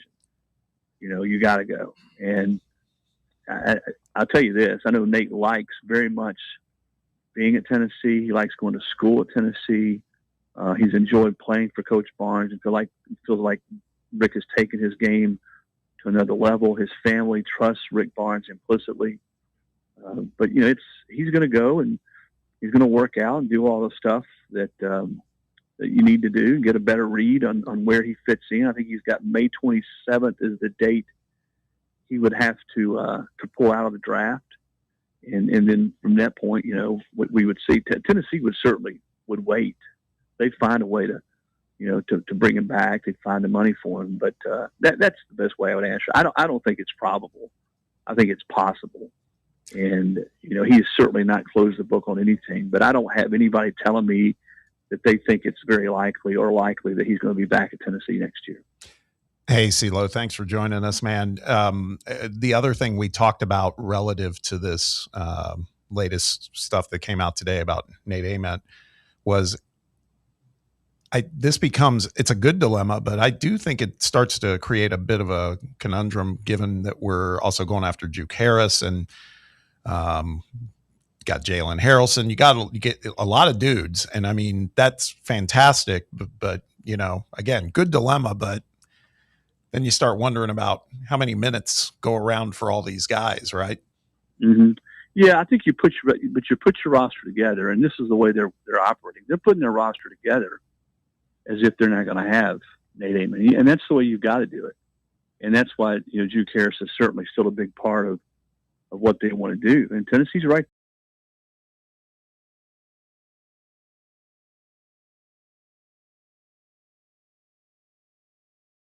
We'll pay you $5 or $6 million. Tennessee's not going to go that high, but I think the mom is very comfortable with Tennessee. You know, Tennessee was right in it for him out of high school. He was from Salisbury, North Carolina, which is about a 4-hour drive. Likes what Tennessee has done and the way they've built that program. So I think they're right there for him. I'm not. I know some people have predicted Tennessee's going to get him. I'm not in predicting business, but no, he's a difference maker. And if you get him, then you move forward and you see what Nate's going to do. All the while letting Nate know, which Tennessee has, hey man, we've always got a spot for you, and they'll figure it out. They're gonna get. Tennessee had about right around $9 million to spend on this roster last year. They will go to $15 million this year. They've got up to $15 million and maybe more if they were to get. Let's say that scenario does play out, and Nate were to feel like, and his representatives felt like he was going to drop out of the lottery, he wanted to come back. Tennesse'd find the money some way, shape, or how to bring him in. And then I think they worry about minutes and shot attempts and who's going to play where and who's going to start, who's going to come off the bench. You nailed it, man. That's if that were to play out, that's a great problem to have. That's a problem any coach would invite. Boy, remember the first year of NIL when Ryan Day made headlines for saying, it takes $20 million to compete in college football. And everybody just clutched their pearls. Oh, my God. And now $15 million for Tennessee basketball. Man, we blew right through that $20 million barrier, didn't we?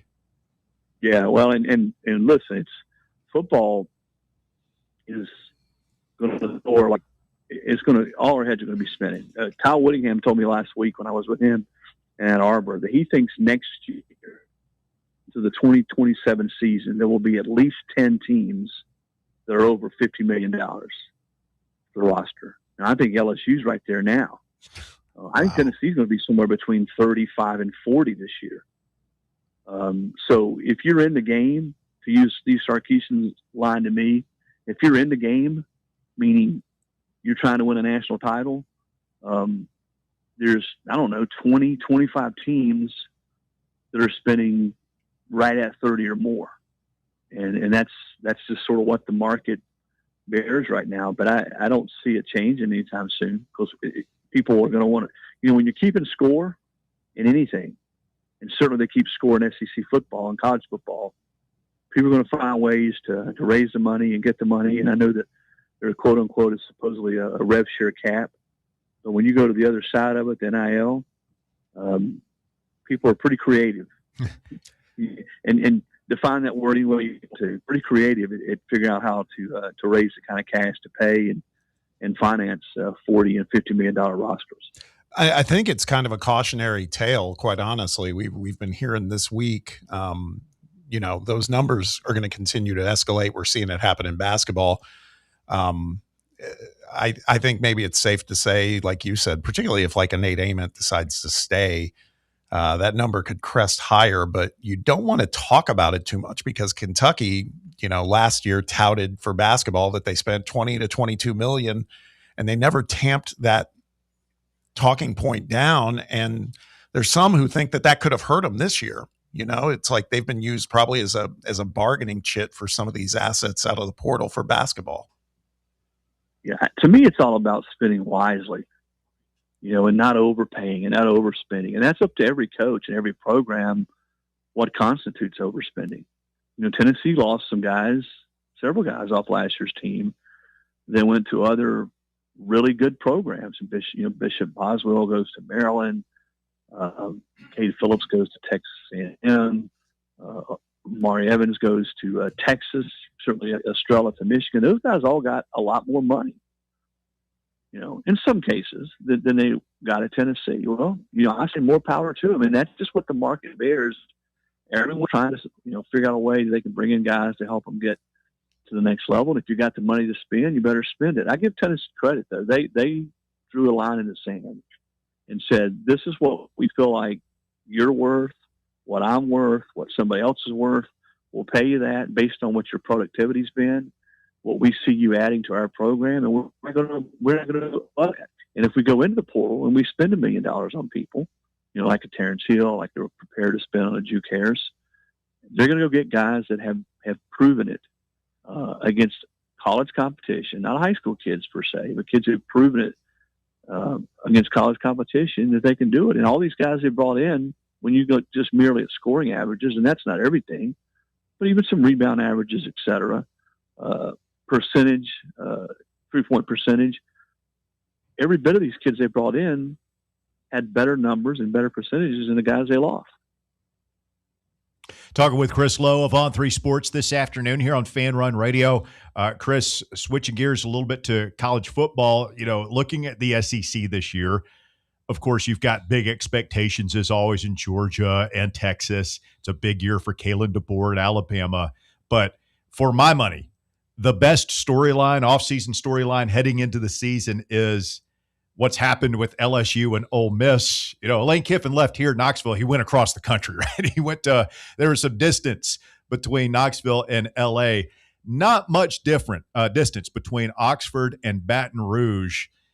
Is that the storyline of the SEC this offseason?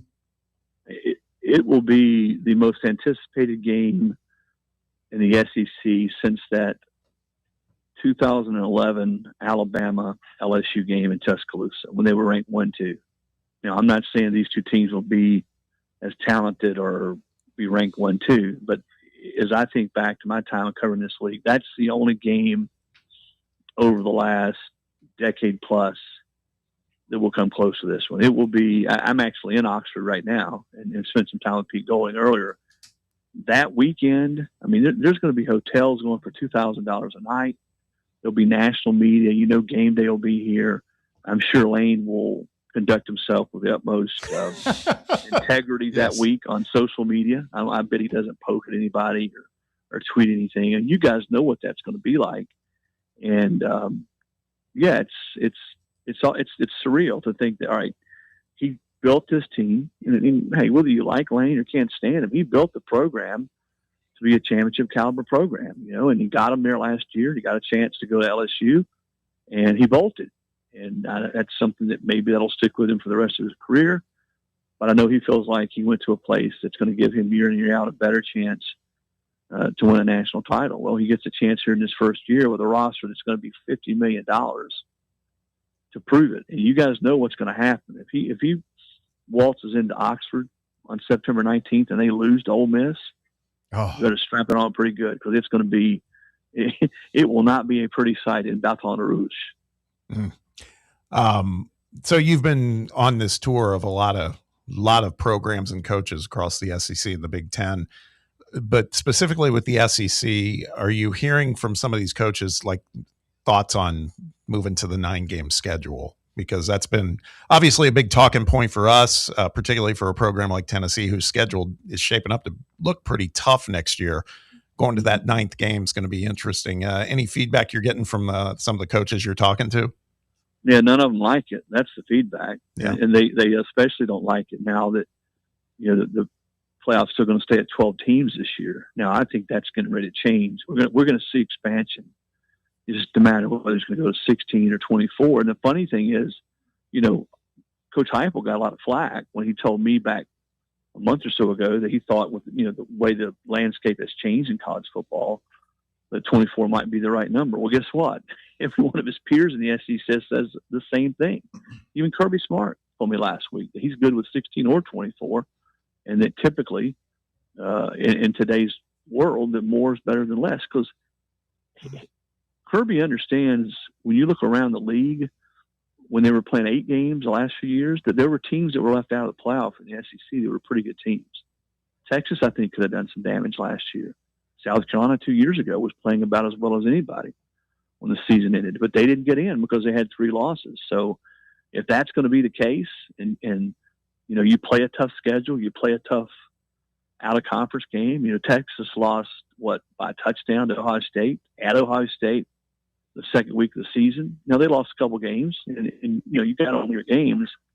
But if you're going to play those tough marquee out-of-conference games, you're going to play a 9th league game, then, yeah, all coaches. And I think most ADs are going to go to a format that has more teams. I think 16 is a better number than 24, but the Big Ten wants 24. And remember, the stalemate in this whole deal is that those 2 conferences are the ones that call the shots as far as the playoff expanding.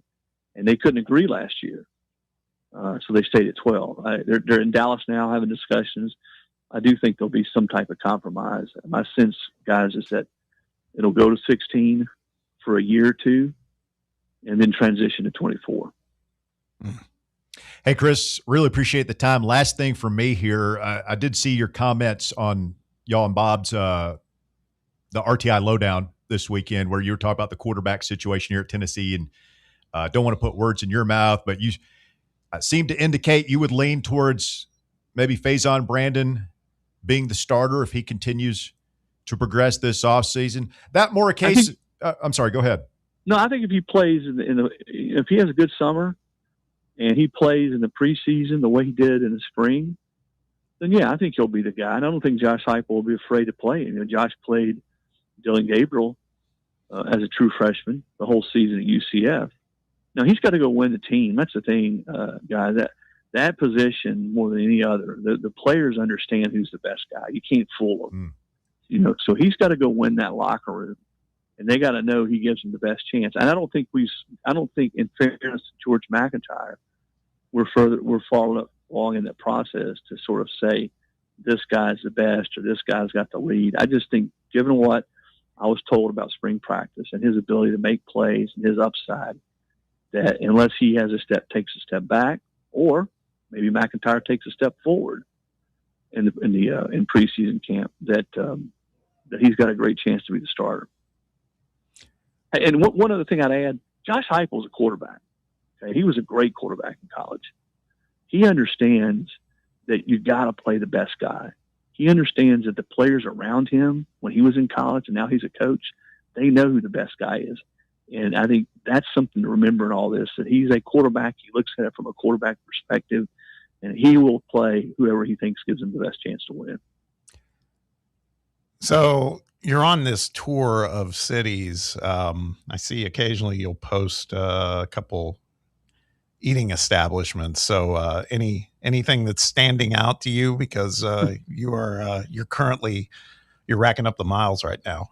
Yeah, I'm actually sitting in Ajax Diner now on the square in Oxford. And it is, if you like soul food, I'm talking about squash casserole and lima beans and green beans and black-eyed peas. Man, you can't beat this place. This is an institution. I think in Austin there's a place similar called Hoover's. It's been there for years and years and years. It was a favorite of Mac Brown's. I think Rick Barnes is a big fan of Hoover's. So those are both sort of like-minded places, soul food. So those would be at the top of my list. And then there's a deli, and I'm forgetting the name, in Ann Arbor. That's golly, that's what happens when you get to be 61. There's a deli in Ann Arbor that's just out of sight. that as soon as I hang in with you guys, the name will come to me. Hey, Chris, have you ever, because this is something I've always searched for. This is Bear, by the way. Outside of Knoxville, I've yet to find anybody that does steamed sandwiches. Like Gus's. Nobody does them like Gus's. And for whatever reason, when I was in school, those sandwiches at 2 a.m. always tasted better. I don't know why that harder, is. buddy. They did. No idea why.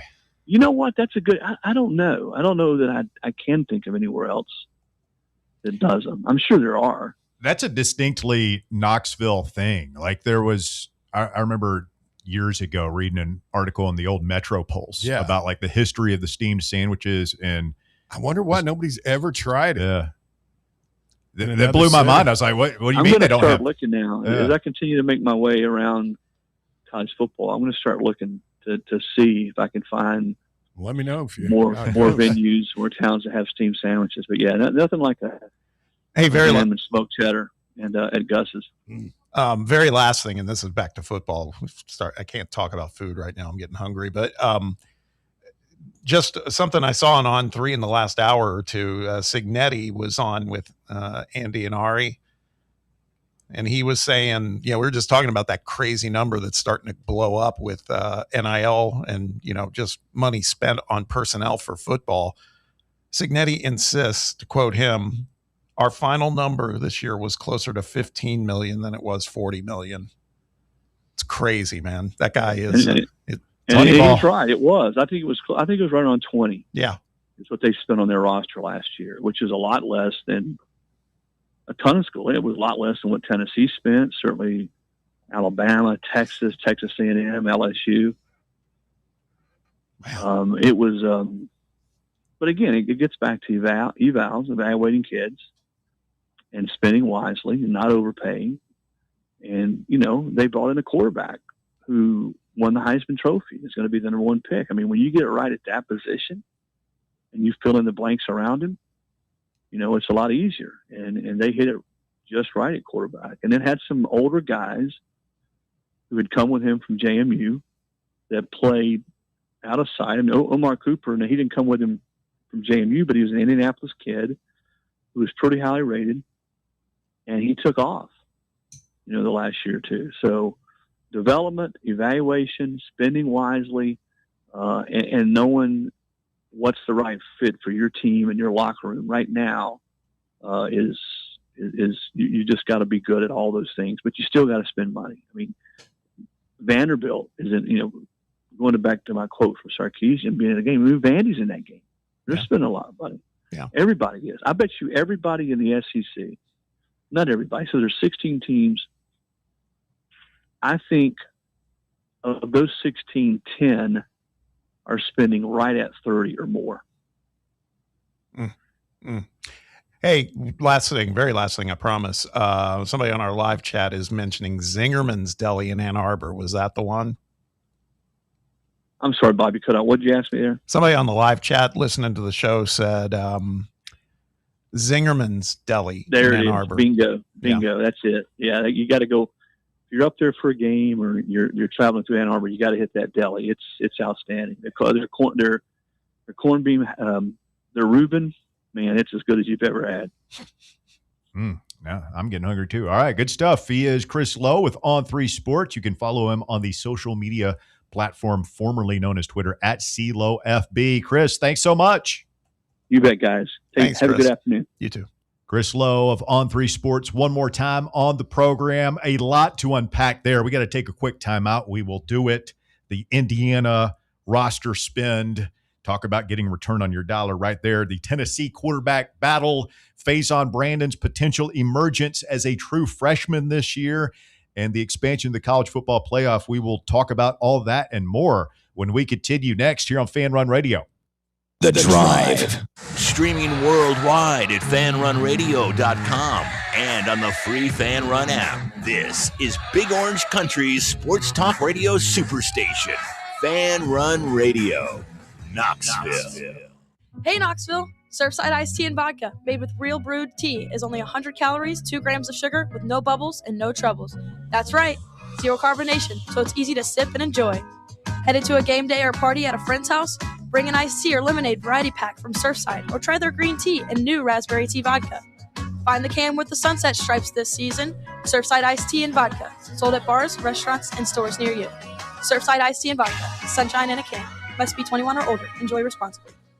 Your smile says it all, so make sure it's saying the right thing. At Knoxville Smiles, we believe healthy teeth mean happy lives. Invisalign is a clear aligner orthodontic treatment that gradually straightens teeth without the use of traditional metal braces. And now, at Knoxville Smiles, we're offering Invisalign special pricing for new patients. Call for details at 865-539-1776 or just visit us at knoxvillesmiles.com. Don't wait another day to love your smile. Smile brighter with Knoxville Smiles. At Knoxville Insurance Group, they understand the challenges many consumers face when searching for insurance coverage. That's why whether it's for you, your family, or your business, they create a coverage plan specifically for your unique needs. Knoxville Insurance Group is an independent firm, which means they aren't beholden to just one insurance company. They search multiple companies, acting as your negotiator to find you the best possible policy and price. Start a quote in minutes at knoxvilleinsuranceGroup.com or call them today at 865-694-9788.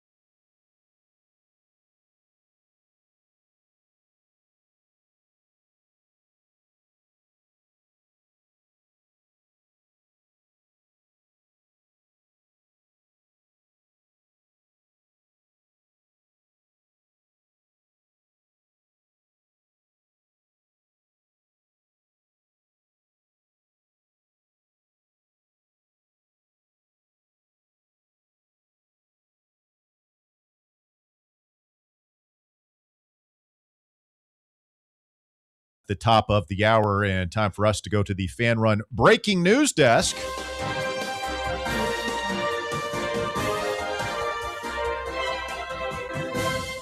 Alabama football coach Kalen DeBoer has agreed to a new 7-year contract extension with the Crimson Tide, raising his annual salary to $12.5 million.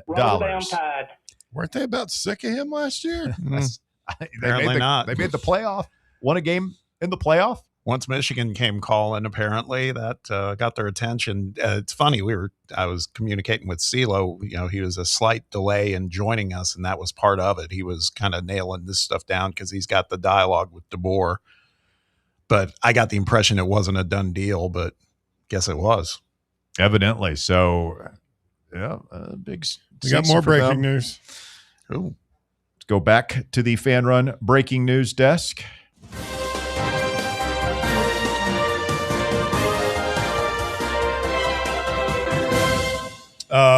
Breaking Maryland transfer guard Kayleen Schmeichel is committed to the Lady Vols. There you go. Averages 17.2 points per game in her career. Yeah, that's a good one. By the way, I've got a breaking news. Oh, yeah? Back to the desk we go. This is a hectic day. Wow. The kind of coverage you only get right here on Fan Run Radio. Well, they're all in kind of descending order of magnitude. This one, Tennessee guard Amari Abram has entered the transfer portal. And I laugh because he's out of eligibility. These are all these guys hoping that there's going to be this ruling that comes down for a 5th year.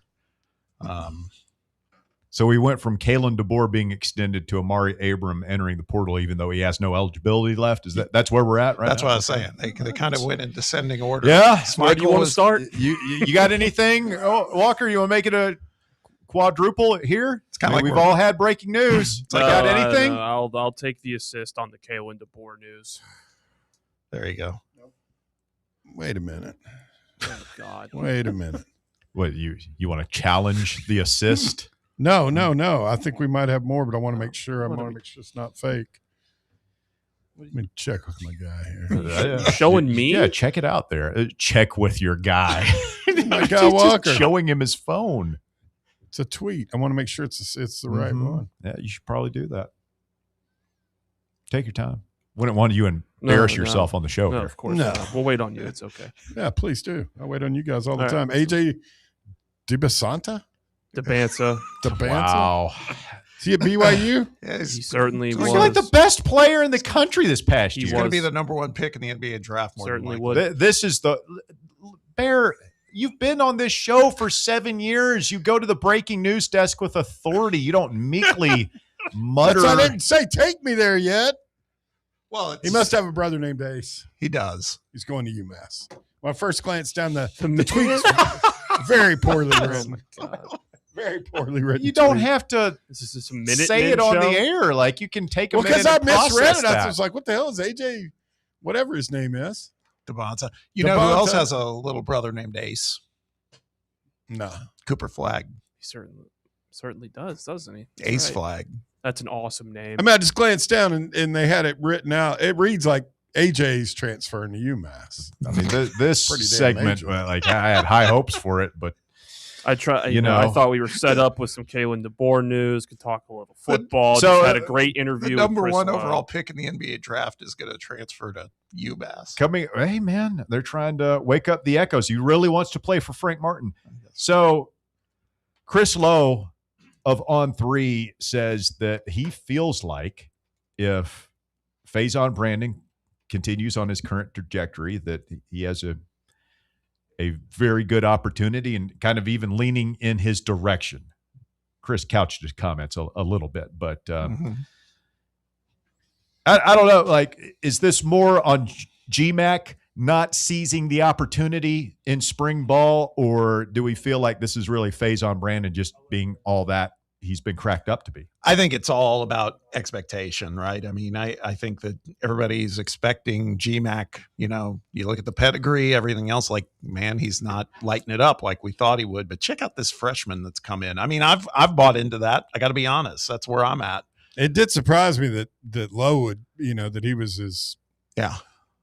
And what he said about winning over the locker room, that's going to be critical for him here in the coming months. Can't be done in a single day, but I'm sure that's, going to be a storyline this offseason that we'll hear a lot about. And, I had a lot of people negative feedback to, Walker Smith is getting pretty good with the sticky headlines on the cutouts that he does for us. All I do is just type what you say. I'm not being critical. I'm trying to with give you a little praise here. Like, you're good at it. You're good. That one took off more than I thought it was. Well, going to. it's, people read all sorts of things into it. And, my take again is I don't want to hear if we struggle next year that our quarterbacks are young and inexperienced, because you had an opportunity to go. You had every opportunity in the world to go in the portal and bring in somebody more talented, more experienced, whatever. You didn't do it. And the reason we were told at the end of last season was that they liked George and Faison more than anybody not named Brendan Sorsby or Sam Levitt. Okay. Like, that gets me excited about it. I'm happy about it. But I got a lot of response from that, Walker, that was like, well, we are young and inexperienced. Like, people didn't, listen to the entire clip and everything. It's like, we are. It's like, okay. Like, nobody's arguing that. I'm just saying it shouldn't be an excuse for us. We were 8-4 last year. That should be the bridge year. That should be the down year. You should rebound from that. You go 8-4 after a 10-2 playoff season to 7-5, 6-6. That's a problem. Year 6 in your program. And don't give me you're being too hard. You're calling for the coach. Like, hey man, it's year 6. You're getting paid $9 million a year. This is like, that should be unacceptable to go from 8-4 to something worse. 8-4 should be your rebound year. It's time to get better. So we can get back into that again. Like, if it's face on, it's fine. I'm on board. Josh Heupel's earned the benefit of the doubt. Like, he's generally put competent quarterbacks out there on the field, but I don't want to sit through a 6-6 season where we struggle to pass the ball when there were other options out there that you declined to pursue. Yeah. Stay with us. Hour number 3 of The Drive coming up next right here on Fan Run Radio. The Drive. Fan Run Radio, where Big Orange Country comes to talk sports. Start your morning off with your daily dose of talk sports with John Reed and Cody McClure from 8 to 11. Then it's Tony Basilio from 11 to 1. The Playbook with William Pattison from 1 to 3. And The Drive from 3 to 6. It's 10 hours of hard-hitting local sports radio every day, right here on the flagship station for Tennessee fans. This is Fan Run Radio, Knoxville. It's baseball time in Knoxville. Your Knoxville Smokies are back home all this week. We start the week off Tuesday and jump right into our final matinee game on Wednesday with first pitch at 12:30. Thursday is Knox Vegas Thirsty Thursday with half-off draft beers, and the weekend, you know it's rockin' with Feel Good Friday, dancing with the Smokies on Saturday, and post-game fireworks, and it's halfway to Halloween on Sunday. Don't miss a minute of the action. Reserve your seats now at SmokiesBaseball.com. Citizens National Bank. Life is more fun with a Good Life account, offering extra benefits, including bank travel. Experience the trip of a lifetime to Ireland. Explore rolling green hills, historic castles, and charming villages across the Emerald Isle. Get in on the fun. Call 865-429-7935 today. Citizens National Bank. Banking never felt so good. Member FDIC. Are you thinking of buying a home but don't know where to start? Well, call VFL Josh Travis, your local mortgage expert with Foundation Mortgage, based right here in Knoxville. Whether it's your first home or your forever home, he'll keep the process simple every step of the way. To get started, visit mortgagebrokerjosh.com or call 423-312-9777 today. Foundation Mortgage Company, LLC is an equal opportunity housing company. NMLS number 1387311. Running a business, coaching a team, planning your next big event, you need more than just gear. You need SM Athletics and Logo Solutions. Custom uniforms, branded apparel, promotional products, done right, done fast, and built to show off your brand with pride. From local businesses to high schools to major universities, SM Athletics is trusted by winners. Get real service, get real quality, get noticed. SM Athletics and Logo Solutions, where your brand comes to life. Visit smathletics.com and let's build something great together. Blackford Veterinary Surgery Referral specializes in surgeries not regularly performed by your pet's general veterinarian. They're currently accepting referrals from vets all across the country. With their newly renovated state-of-the-art surgery center and highly trained staff, clients can rely on professional and thorough care. If your vet says that your pet needs surgery or rehab, ask for a referral to Blackford Vet and let them get your best friend back on its feet. Located conveniently in West Knoxville. For more information, visit blackfordvetsurgery.com. You're listening to FM 105.7 and AM 1340, WKGN Knoxville, and W289CU Knoxville, Fan Run Radio. Every 40 seconds, a child goes missing somewhere in the U.S. You can help in the effort to find missing kids simply by donating your car or boat to Find the Children, a nonprofit organization dedicated to returning missing children to their families. Find the Children works closely with national and community agencies and organizations and helps distribute flyers and posters that are directly responsible for recovering missing kids. Your car or boat donation helps protect and recover children in every state and community by sponsoring child safety and recovery programs. For fast, free pickup, call anytime, 24 hours a day, 7 days a week. Running or not, your car, truck, van, RV, or boat will be towed away free of charge. Fast, free pickup, plus it's tax deductible. Everyone wins when you donate your car or boat to Find the Children. Call right now. 800-466-8813. 800-466-8813. That's 800-466-8813.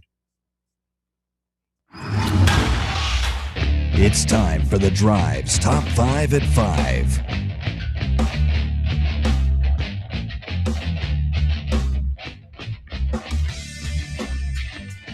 Quitting time on your Wednesday.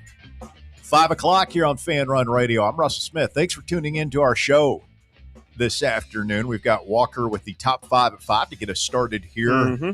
Quick look around the world of sports on a busy sports headline day. Walker. At number 1, if I can pull up the right document, here we go. At number 1, Yahoo Sports' Kevin O'Connor reported today that in his NBA mock draft that Nate Ament and his agency are split on the decision to return to Tennessee or head to the league because they believe he could be the number 1 pick in next year's draft. O'Connor's mock has him going 18th to the Hornets. Bob, you said last week that Barnes and the staff aren't really recruiting Nate to come back, and Chris Lowe kind of echoed that, maybe they even suggested that he go. Yeah, we heard Polinsky say that. At this point, and they would certainly have better insight into whatever the situation is than Kevin O'Connor, not to cast aspersions on him, but they're just closer to the situation. At what point do you pick up the phone and call Nate and his camp and say, hey, what can we do here? Let's go ahead and put this together, even if it's just a contingency plan should you ultimately decide to pull out of the draft. It's a good question. I mean, I'm sure they're talking. And it'd be interesting to go back and ask Polinsky now. That's been, a month since we talked to him about his feelings on that. I wonder if he feels differently. Those chats.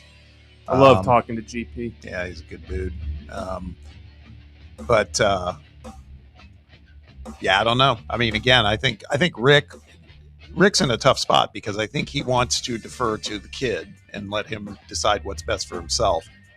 But at this point, he probably sees some of these headlines too, and probably like, man, hey, should we talk about this a little bit? Maybe they already are, but I'd say for sure if they haven't been, they sure are now. Surely there are ongoing communications there. So many moving pieces to this puzzle for only having 3 roster spots available.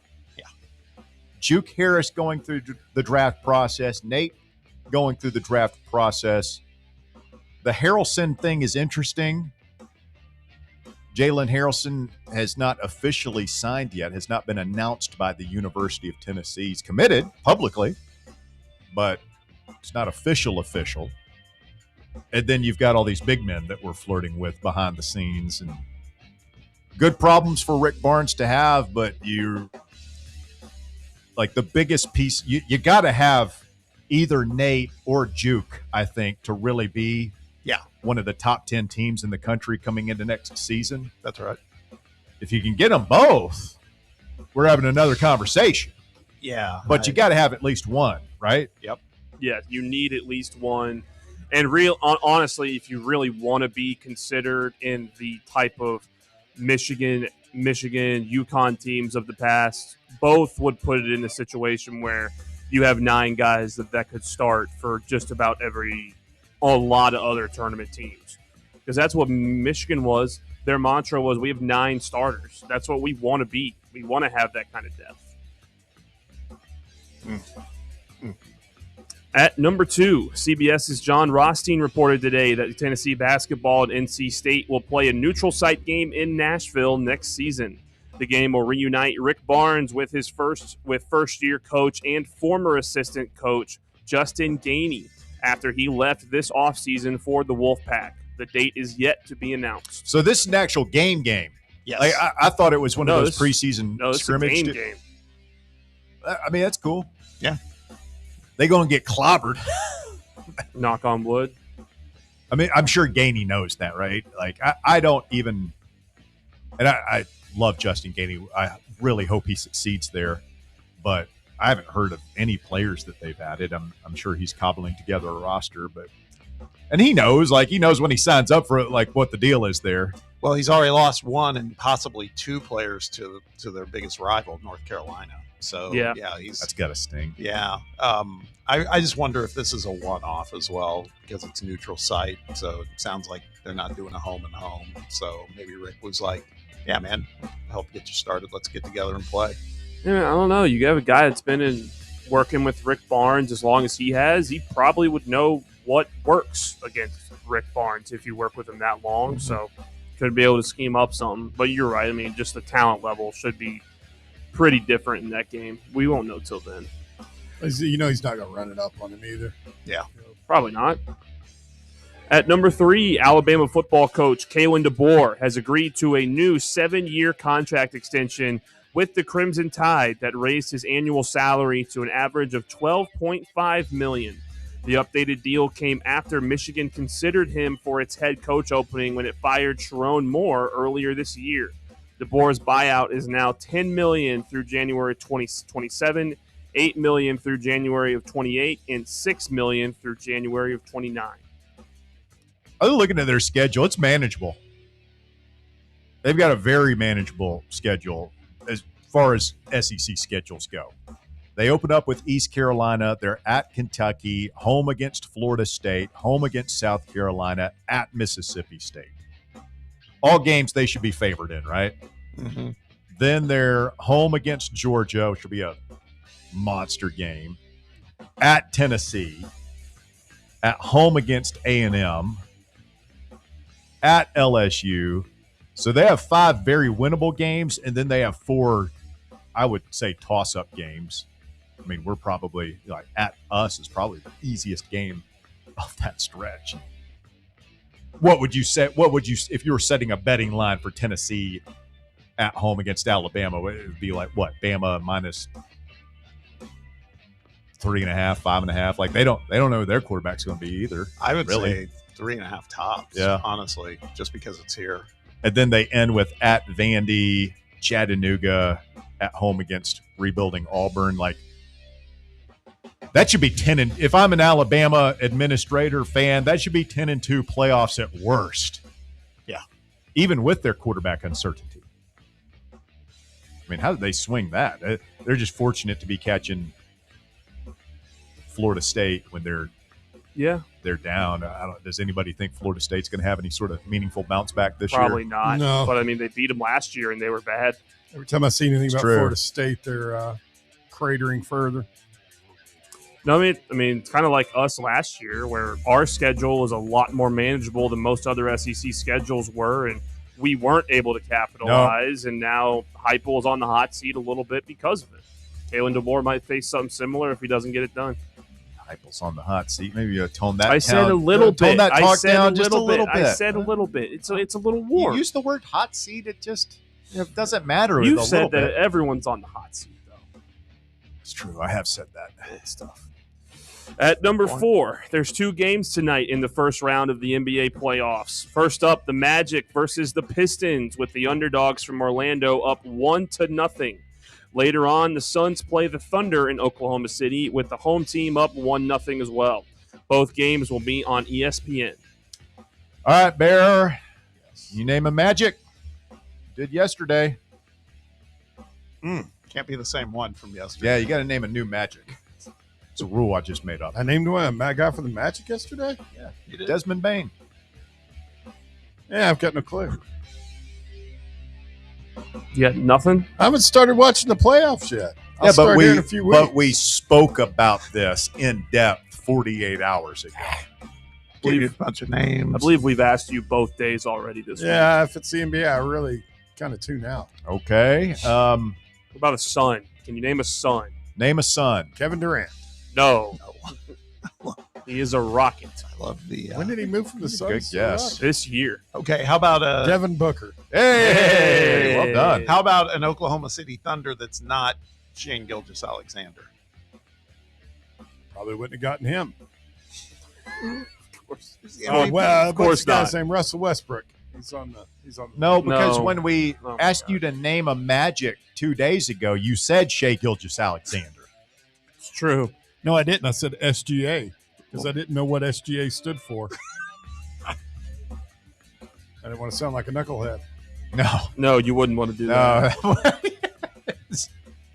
No. That would be Comments awful. from the Peanut Gallery. Go ahead. Hold on. I struggle with this. Holmgren still there, Holmgren, obviously. Chet. Chet. Is he related to Mike? I think he is, isn't he? No, I don't. Not by the Like looks of distant. him. Let's assume all Holmgrens are Some some way go out related. together, be like spaghetti and meatball, wouldn't they? That's pretty good. They still got Lou Dort. They do. Yeah, the torture chamber. Yep. Love Lou Dort. Yeah. It sounds like somebody played in the 50s. Yeah, it does kind of sound like his full Loyal name. Dort His from full name. NYU. It's like Lugans. Lugans Dort. 6'11", Arizona State 210-pound legend center. Lugans Dort. He's a Sun Devil? Sun Devil for life. Nice. My guy. An old man name.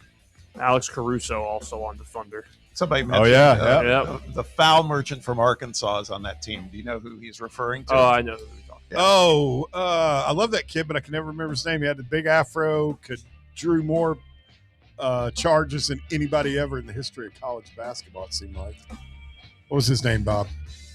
Well, the one they're referring to is Jalen Williams. Yeah. Not to be confused with the other Jalen Williams that they have on J Dub versus J Will. Yeah, that's right. They've got two Jalen Williams on the Thunder. J Dub and J Will. One's Does he still draw charges? Or out. One's spelled Jalen, the other one's Jaylen. Mm-hmm. Got to know the difference. One is significantly better than the other. True. So true. Yep.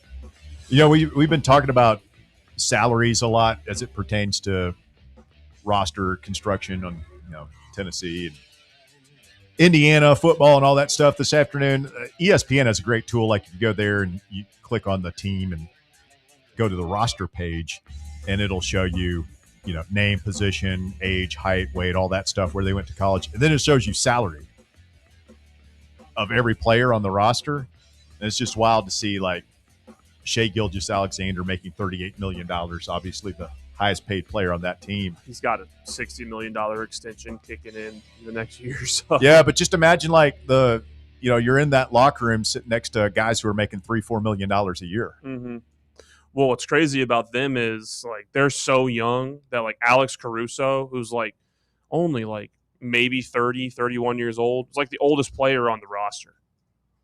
Please tell me we're at number 5. This isn't number 4. Okay, we good. are at number 5. I was going to say, man, we are getting bad at this. It's okay. I mean, it's Do great your topics. NBA quiz. It's great topics of conversation. I think it's a good segment. And at number 5, Hollywood Fire Rescue shared a video on social media showing Florida homeowner Alexandra Anya rushing away from a wheelchair seconds before it detonated in her driveway. Anya said she had bought the wheelchair, actually the Zinger Power wheelchair, from a thrift store for a family member and had been charging its lithium battery in her hallway with a non-manufactured charger when she heard it start to click. She said the clicking sound and the hot temperature of the battery raised her concern, so she did a quick Google search that advised her to move the chair outside. Of course. The video shows Anya place the chair in her driveway and rush away before it exploded. She said pieces of the chair hit her in the back as she ran away.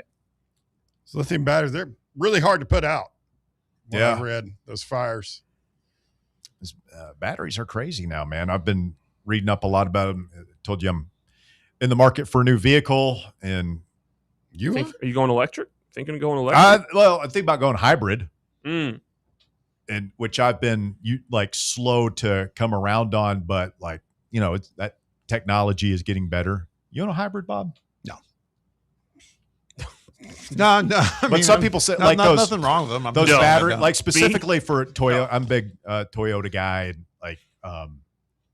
like those hybrid batteries have gotten a lot better. Mm-hmm. But they're like, you just go on Reddit, and you'll hear people say like, "Oh yeah, had mine for over 10 years, has no issues." Then you'll see people like had to replace it 9-10 years. They're selling the hydrogen cars out in California, because that's the only place that has the hydrogen filling stations. My mom is thinking about going all electric.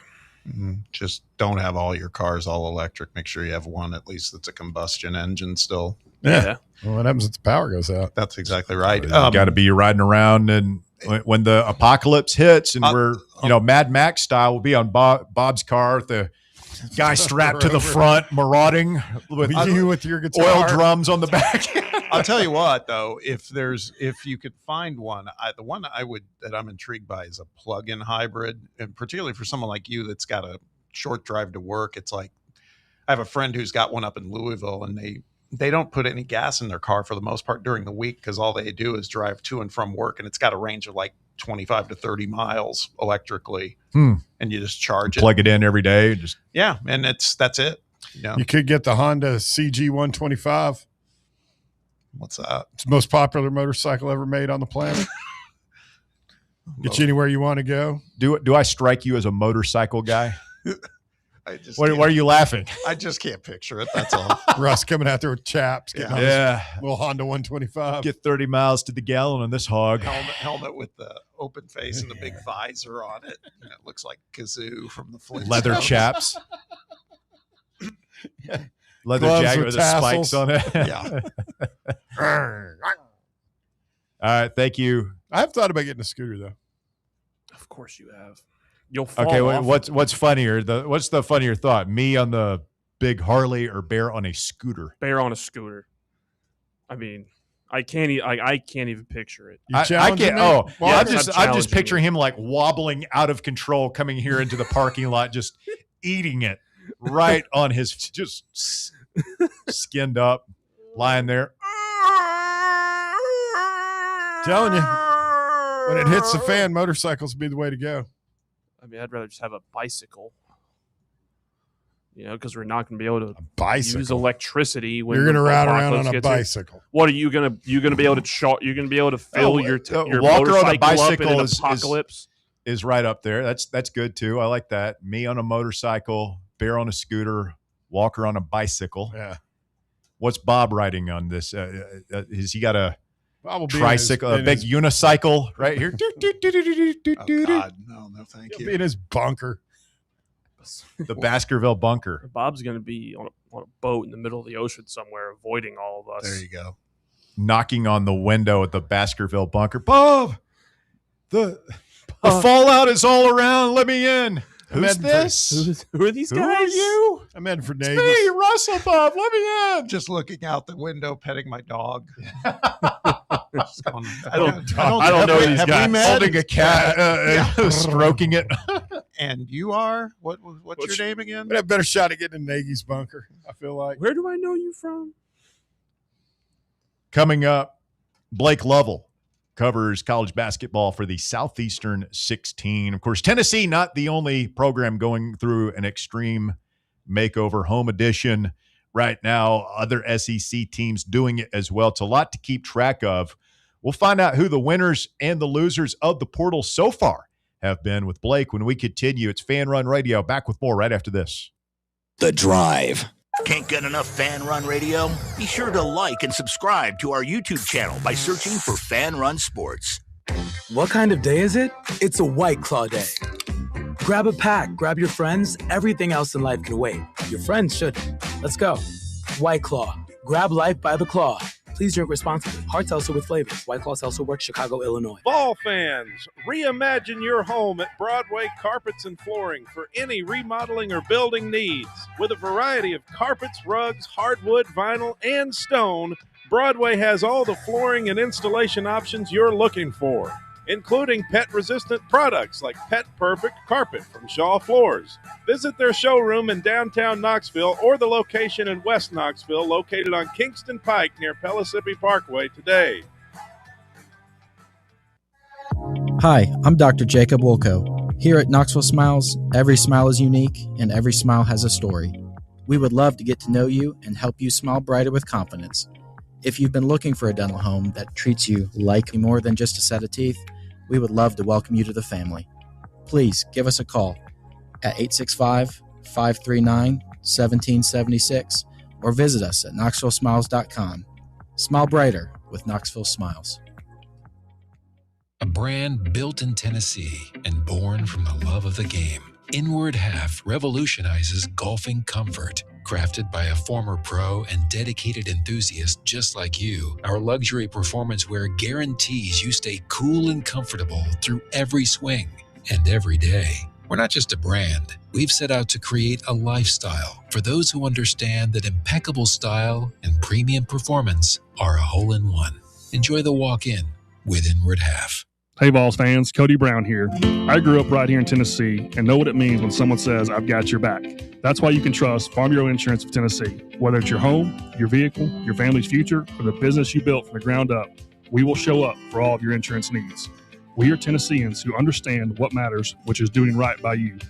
Insurance is not all about just paperwork and policies, but it's about the people we insure every day.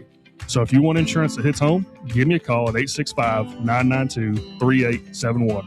Go Vols. Are you looking for a treat that will knock it out of the park at the next watch party? Just like your favorite baseball team, Crumble brings the best lineup week to week with an expanded roster that includes key lime pie, strawberry cake, or my personal favorite, Monster featuring M&M candies.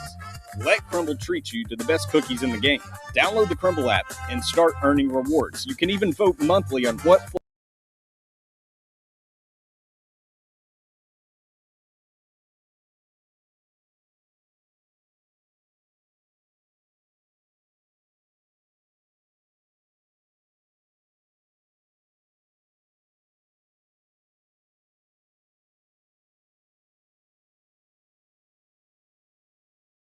on Fan Run Radio, and Blake Lovell covers SEC basketball for Southeastern 16. He joins us now on the phone lines. Good afternoon, Blake. How are you, sir? Hey, doing well, guys. Good to talk to you as always. Yeah, man. Everybody get a chance to catch their breath now. The past 2 weeks of the portal being about to be open and then being open, I mean, it was head on a swivel for a long time, and now it feels like with the portal closing, of course, there's a bunch of guys who still got to find a place to land, but it feels like, here at Tennessee, Rick Barnes taking stock, figuring out what's next, and he's only got a few spots to fill. Other schools have more spots to fill. Who stands out to you as far as the winners and losers of the portal thus far?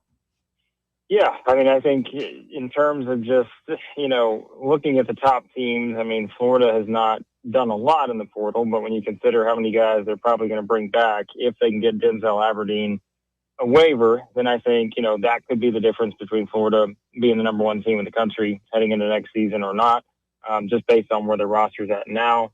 So I think, they've obviously just been a big winner just in terms of none of their guys have really left. And I think that's always important. We focus on the additions, but really a team like that could have seen guys go a lot of places and get paid a lot of money.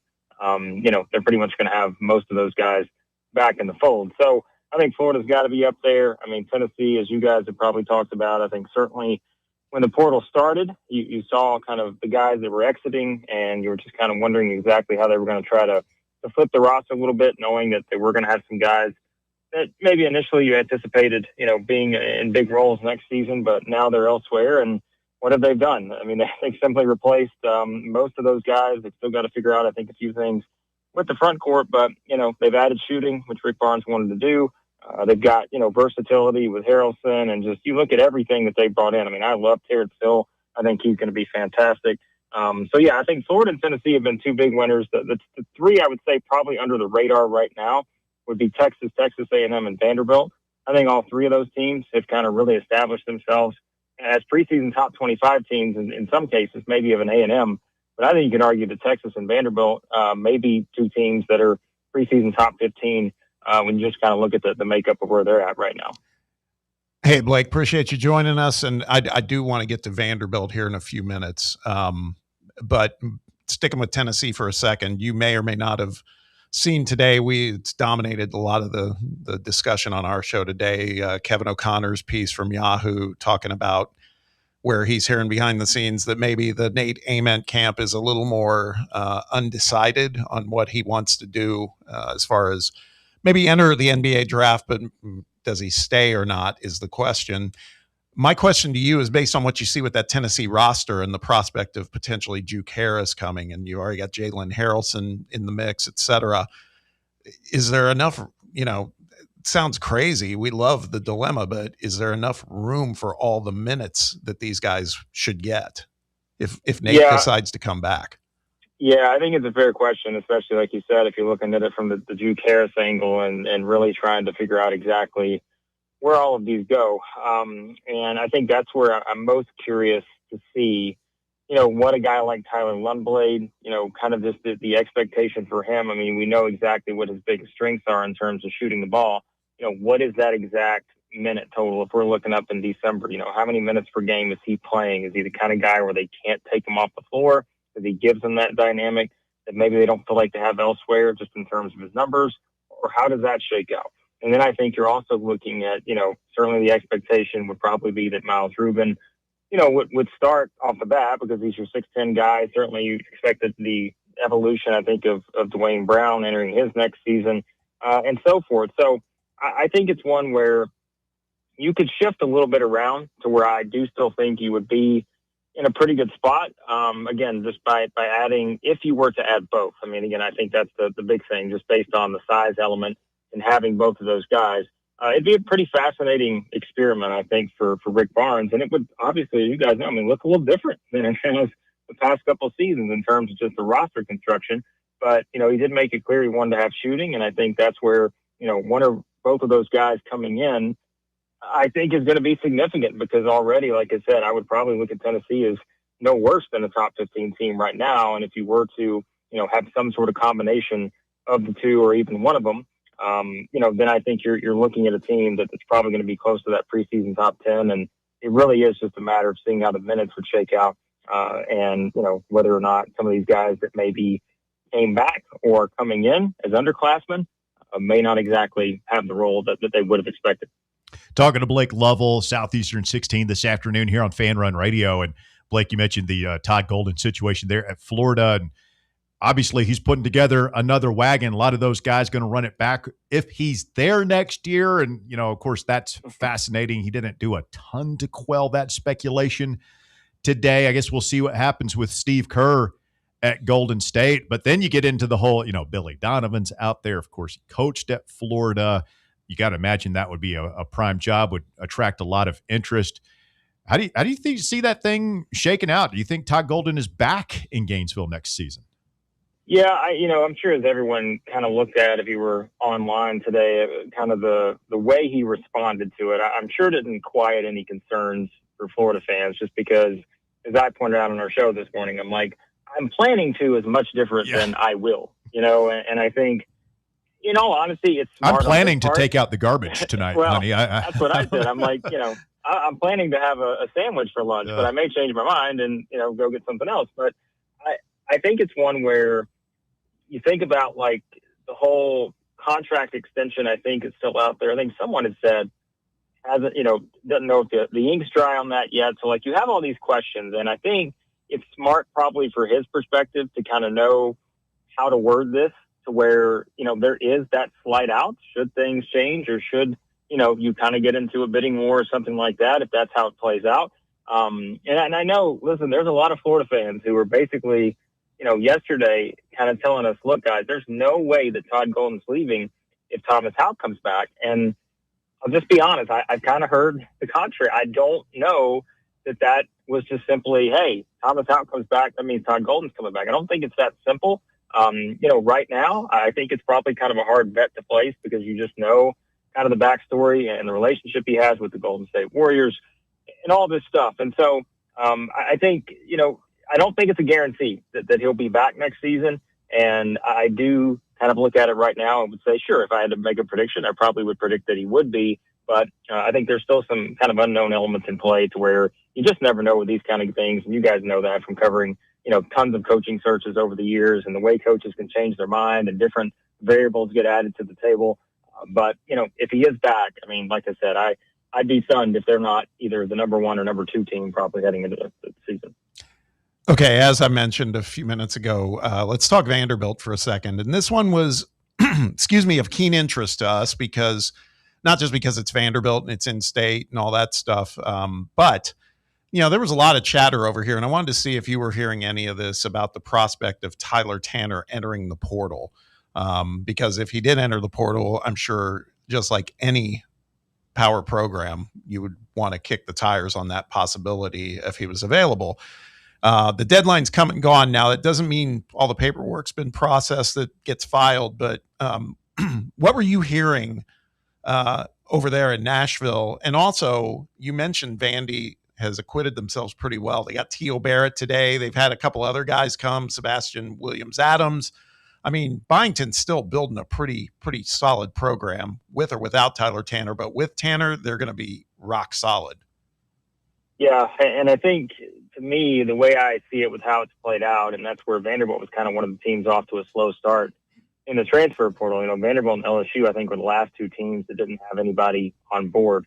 But one of the things I'd kind of been hearing at the time was that it's going to be a flurry type thing, to where all of a sudden you're going to see 3-4 guys kind of commit at the same time, and that's really how it's played out with Vanderbilt. And I think the T.O. Barrett addition is intriguing, because I see T.O. Barrett as like a complimentary guy for Mark Byington. I don't see him being, when you look at his kind of profile, he's a guy that really doesn't shoot the three very well, and, you know, has had turnover problems. And I don't see Mark Byington necessarily lining up a roster and starting him at point guard in that position. That's not to say they couldn't bring someone else in should Tyler Tanner not return, but I think they kind of knew that, because Barrett, to me, is a very good complementary player in terms of being able to be a pretty aggressive guy on offense, but also help them really on the defensive side. He could have played, you know, in all honesty, he'd have been a great fit, I think, for their team last year when you look at just kind of what he brings to the table.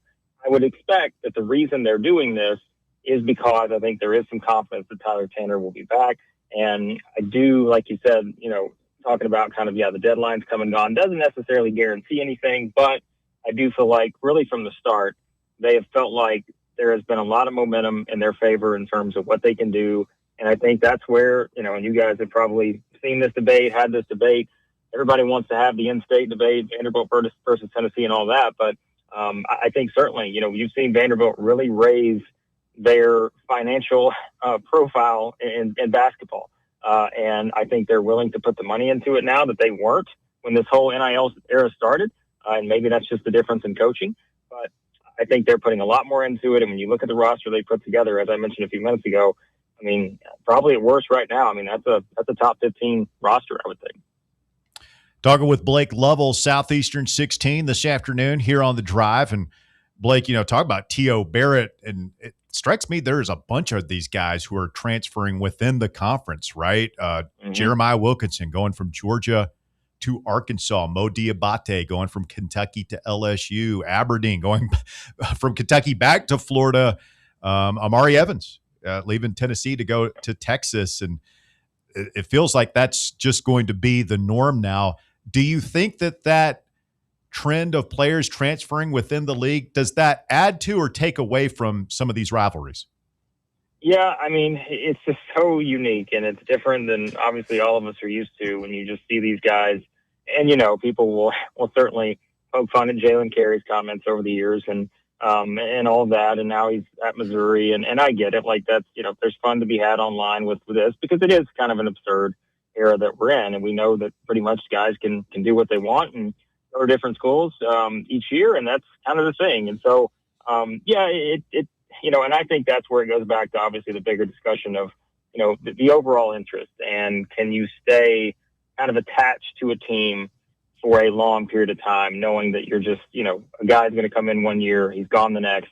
And I think that's why, you know, in all honesty, I mean, you know, when you look at a team like Florida, it is a skill thing, of course. They're a very skilled team, but it's just how often have we seen an SEC team like this who has kind of stayed together the way that the core of this group has for what is now going to be a third year in this era? That's kind of unthinkable. And so I think it's one where, you know, we've kind of gotten used to it now. And, you know, seeing guys go to different spots, like it's sort of, you're just always playing the fantasy game of, well, you know, I remember seeing this guy here, but how's he actually going to fit when he plays for this guy or that guy? And I think there's just so many questions. It's never going to be well, he averaged this amount of points, this amount of rebounds at this school, so that's exactly what it's going to do at the other SEC school, because everybody's going to play a different role. So, there are plenty of them so far. I mean, we're probably close to, I think, about 10, maybe something like that in terms of the interconference transfers so far. So could be more still to come. Let's talk LSU for a second, because it was just a matter of days ago. Will Wade didn't have a single person on his roster, but some of the intel I had heard, and I wanted to see if it syncs up for you, was that similar to what you mentioned with Vanderbilt, there was going to be kind of a flurry of activity with LSU, and Wade has his people that he's got his eyes on, and et cetera. Mo Diabate, as Russell mentioned, has joined the fold. Does that line up with what you're hearing about LSU, or should LSU fans be worried about what Will Wade's sinister plan is going to be? Yeah, I think they've got a plan. Some may see it as sinister, but yeah, I think they have a pretty good idea of where they're going, and I think it's one where when you look at kind of the top available players out there, and I think Evan Mia may have put out the stat or today or the updated data that he had in terms of, kind of his looking at it. And, the name that's really been attached, I think, with LSU is, certainly one of the top players still out there, and that is Alan Grates from Santa Clara. And I think he's one that certainly, could be a guy that LSU is willing to sort of put a lot into. And it seems like there has been a lot of momentum in that direction. If you really kind of read between the lines of how long it's taken to put this roster together, that could be a reason why, just because, there is going to be a lot of money invested there. But again, there's a lot of rumors out there, whether, whatever, Duke is at the NBA, like there's all kinds of things that are still to be determined with this. So, but I do think LSU's got a pretty good idea of where they're headed. Don't forget about Paul McNeil, of course, too, who, was at NC State. And so I think, all these things still to be determined. But when I look at LSU and the coaching staff they put together, I think they've got a plan. It's just kind of like you said, sort of with Vanderbilt, I would expect it to be similar to where when that one big domino, which it could be Graves, could be someone else, when that falls, I would expect probably 2 or 3 right after that for LSU. Okay, last question. It's like a car crash. We have to keep watching. I want to get your take on it. You probably know where I'm going. Yeah. What in the world, what do you think is going on at Kentucky? Yeah, it's a question, certainly, because I think that, obviously Andy Bashir, governor, comes out yesterday, and, that's never good if you're Mark Pope and you're in that position. And you're sort of sitting there with, let's call it what it is. Right now, and we were debating this morning on our show, and we're like, we try to be realistic. This roster as it stands now, it's not complete, so you can't, again, where would we rank LSU? Well, they got one player. I think they're losing every other SEC team right now with one player. But with Kentucky, it's like they picked up Alex Wilkins, they picked up Zoom Diallo. These are really good, dynamic type players. Sure. But that's it. Malachi Moreno should be really good in his sophomore season. I think he's a really good player, but I still think there's several big men in the SEC, who are better. And I think that you've got guys like Cam Williams and all that who are playing complementary roles. But Kentucky is swinging and missing on their top guys. And that has been a theme even going back to last year. Like, they took a big risk on Jaden Quaintance last year because they kind of had to, because they had swung and missed on some other guys. And it was kind of the same when you looked at just the makeup of their roster. But that roster felt way more, which of course we know the money, the $22 million or whatever it was, number that was thrown around, that roster was way more kind of confident on paper. Whereas here's the problem that Kentucky's now facing. I think there's not enough players left out there right now that you look at and say, even if they were to hit on some of the guys they're linked to me, it's no better than like a 7th, 8th place finish in the SEC. Now, of course, Stokes is out there. He's the top player. If he winds up going to Kentucky, then okay. But if he goes to Kansas and Kentucky's just left in the cold again, then, you're really looking at a roster, like I said, to me, that, at best could be a 10-8 team in the SEC again. And that's not what Kentucky fans are looking for. And I think there are a lot of things that other teams out there are using against Kentucky. And unfortunately, when that number gets out there like it did last year, and the amount of money they put into it, and you just kind of fail, then that's going to be used against you. And I think that's what's happened this offseason. I think, again, there's certainly been some debate about just Mark Pope and just his personality and those kind of things, whether it kind of meshes with players, all that stuff. But that's Kentucky. And now Kentucky is no longer in a position where they can kind of push other people around when it comes to recruiting and transfers. They're getting it used against them because they're not having the success that you would expect them to, given just the amount of resources they have. Far be it from me to take pleasure in Kentucky's struggles, but I have enjoyed some of the memes online of like Mark Pope on recruiting visits as Buffalo Bill from Silence of the Lambs. Jesus. Yeah, it's tough, guys. That's right. And I've said this. I'm like, it's not going to be easy for Kentucky fans, and I get it. Like, it's like traditionally, what you are, but this isn't this isn't Kentucky anymore, right? Like Florida's the new Kentucky. Like this isn't Kentucky's a team right now that is trying to do its best to stay in the upper echelon when it comes to the SEC. But like this isn't the way it used to be. Like it just does not have the appeal right now with Mark Pope. And of course, we talked about Billy Donovan earlier.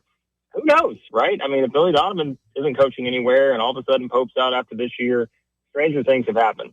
And so I think it's going to be wild to watch. And yeah, you kind of can't look away right now just based on kind of it's a roller coaster. I said yesterday, if I'm Kentucky and I thought that, I back channel communication with Billy Donovan and he says, yeah, I'd take that job, I would fire Mark Pope today.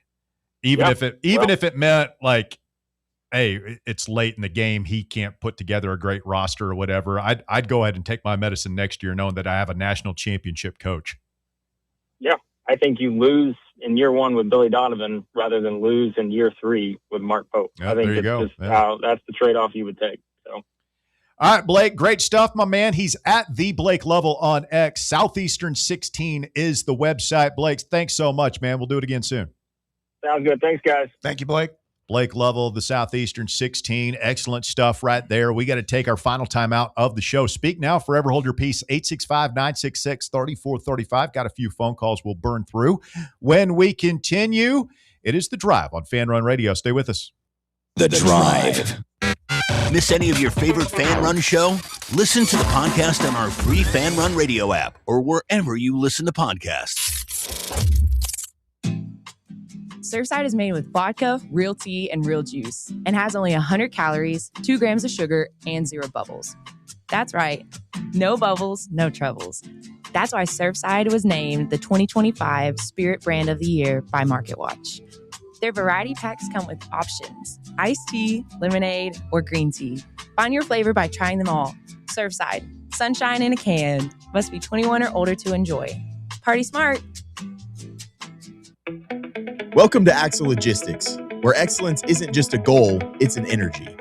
As a leading third-party logistics company, Axle is powered by an award-winning culture built on a work hard, play hard mentality. Here, the drive for success is contagious and hard work never goes unnoticed. Whether you're just starting out or looking to level up, Axle Logistics is the place to launch your career. Join us and take your ambition to the stars. To learn more, visit axlelogistics.com. Hi, this is Dr. Stephen Malone at Knoxville Smiles. Has it been a while since your last dental visit? If so, I'd like to invite you to come see us. At Knoxville Smiles, it's our vision to provide the best dental care in town in a relaxed, friendly environment. So if it's been a while and you've been putting it off, don't wait any longer. Come see us at Knoxville Smiles. You can schedule an appointment online at knoxvillesmiles.com or by phone at 865-539-1776.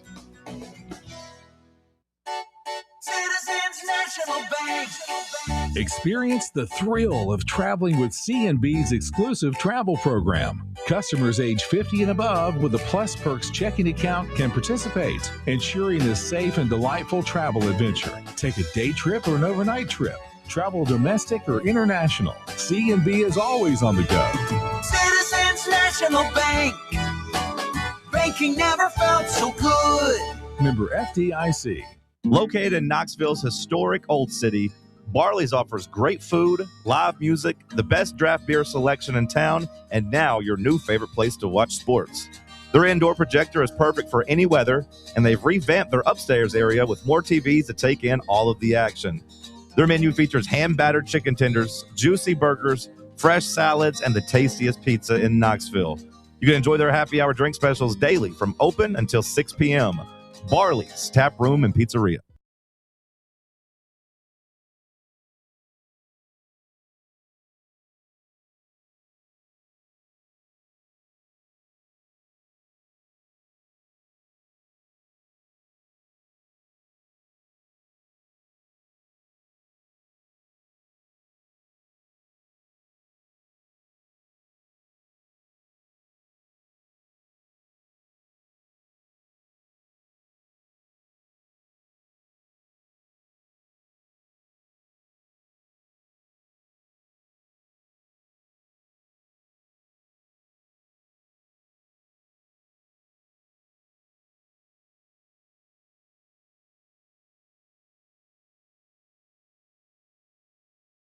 basketball with Blake Lovell of Southeastern 16 when we had breaking news during the segment that we were only alerted to after the segment. So we'll get to the news desk right now.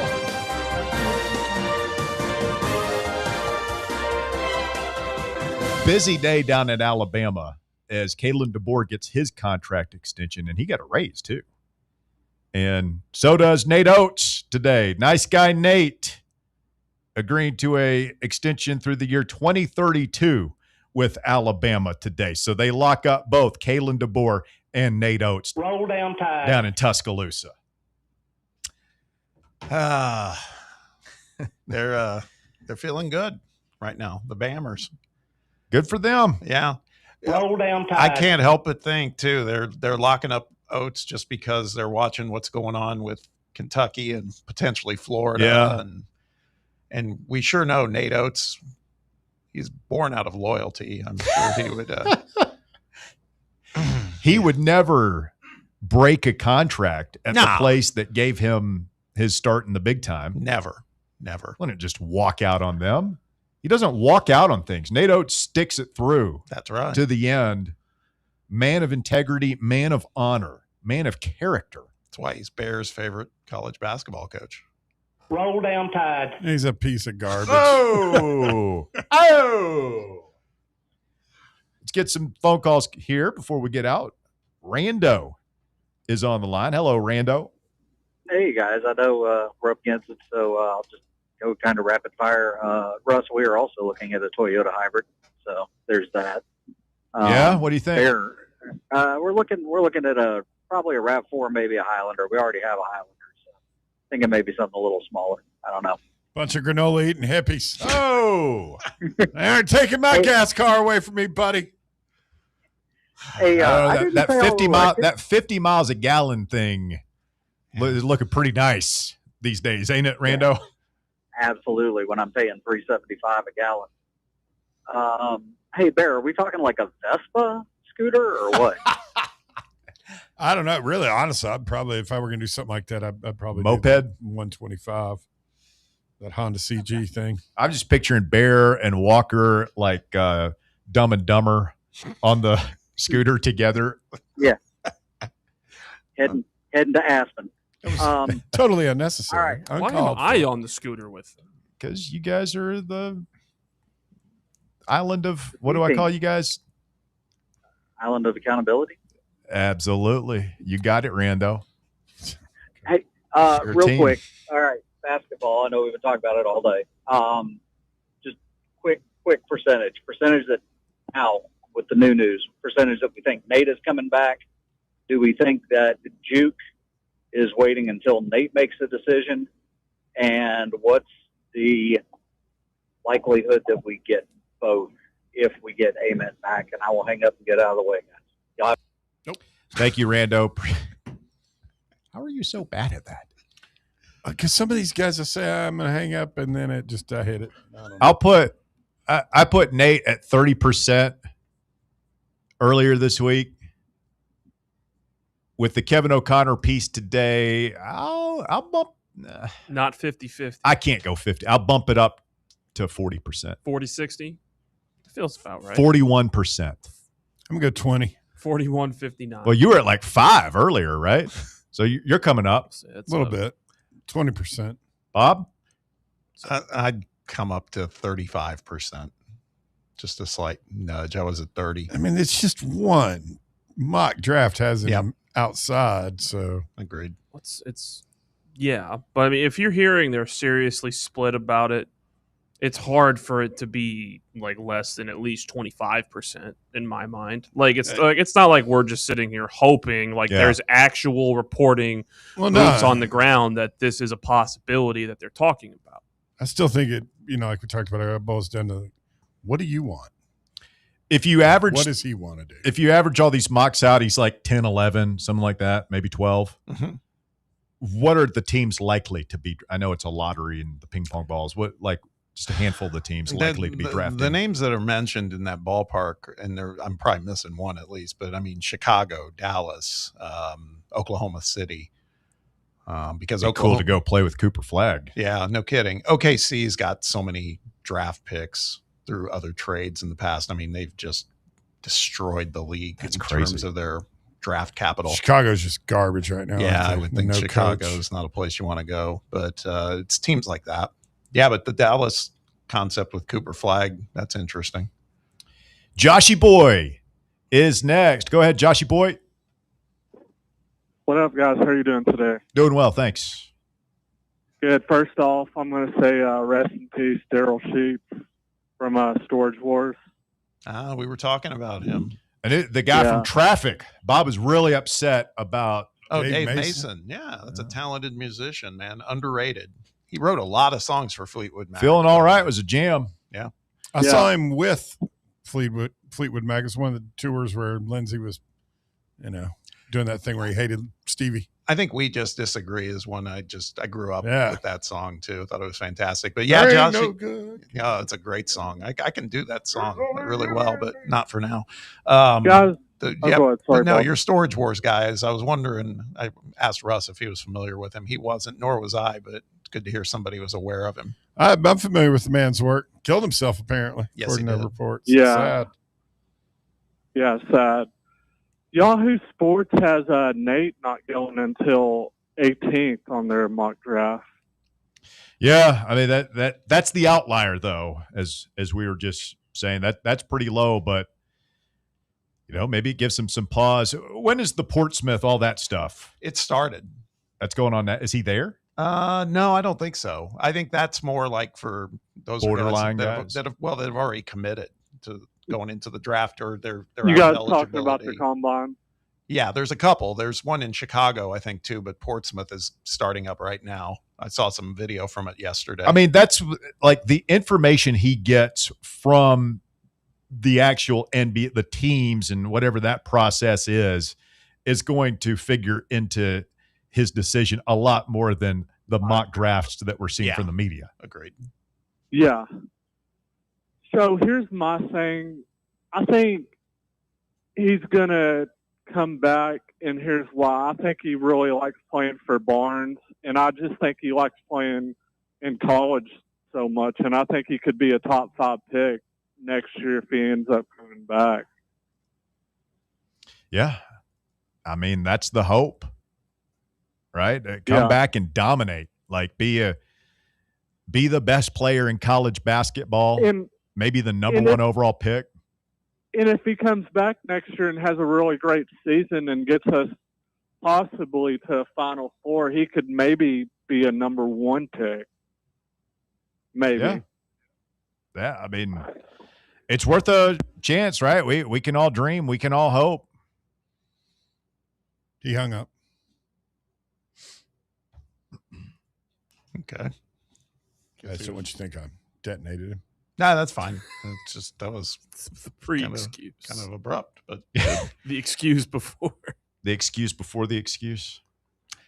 Back, Rando also asked the question: how are we handicapping? Do we get both Juke and Nate? Again, that we talked about that earlier. I do think that's an interesting dilemma. Could we could get them both? I guess it's. I get the impression it's not about money this year. It does feel like Danny's stepping away and letting Barnes cook. He's cooking. Yeah, he is. But I mean, he has nailed this. Like, I don't know what it means as far as how far we go next year, but I mean, have you honestly thought about any of those guys that left? No. I still wouldn't have mind. I still, I don't lament Amari a little. Amari. I don't lament JP at all. I don't. Honestly, and I hope he does well. Fine, good for him. But Amari's the one I wish we would have kept. But beyond that, no. Not really concerned. That's kind of where I'm at.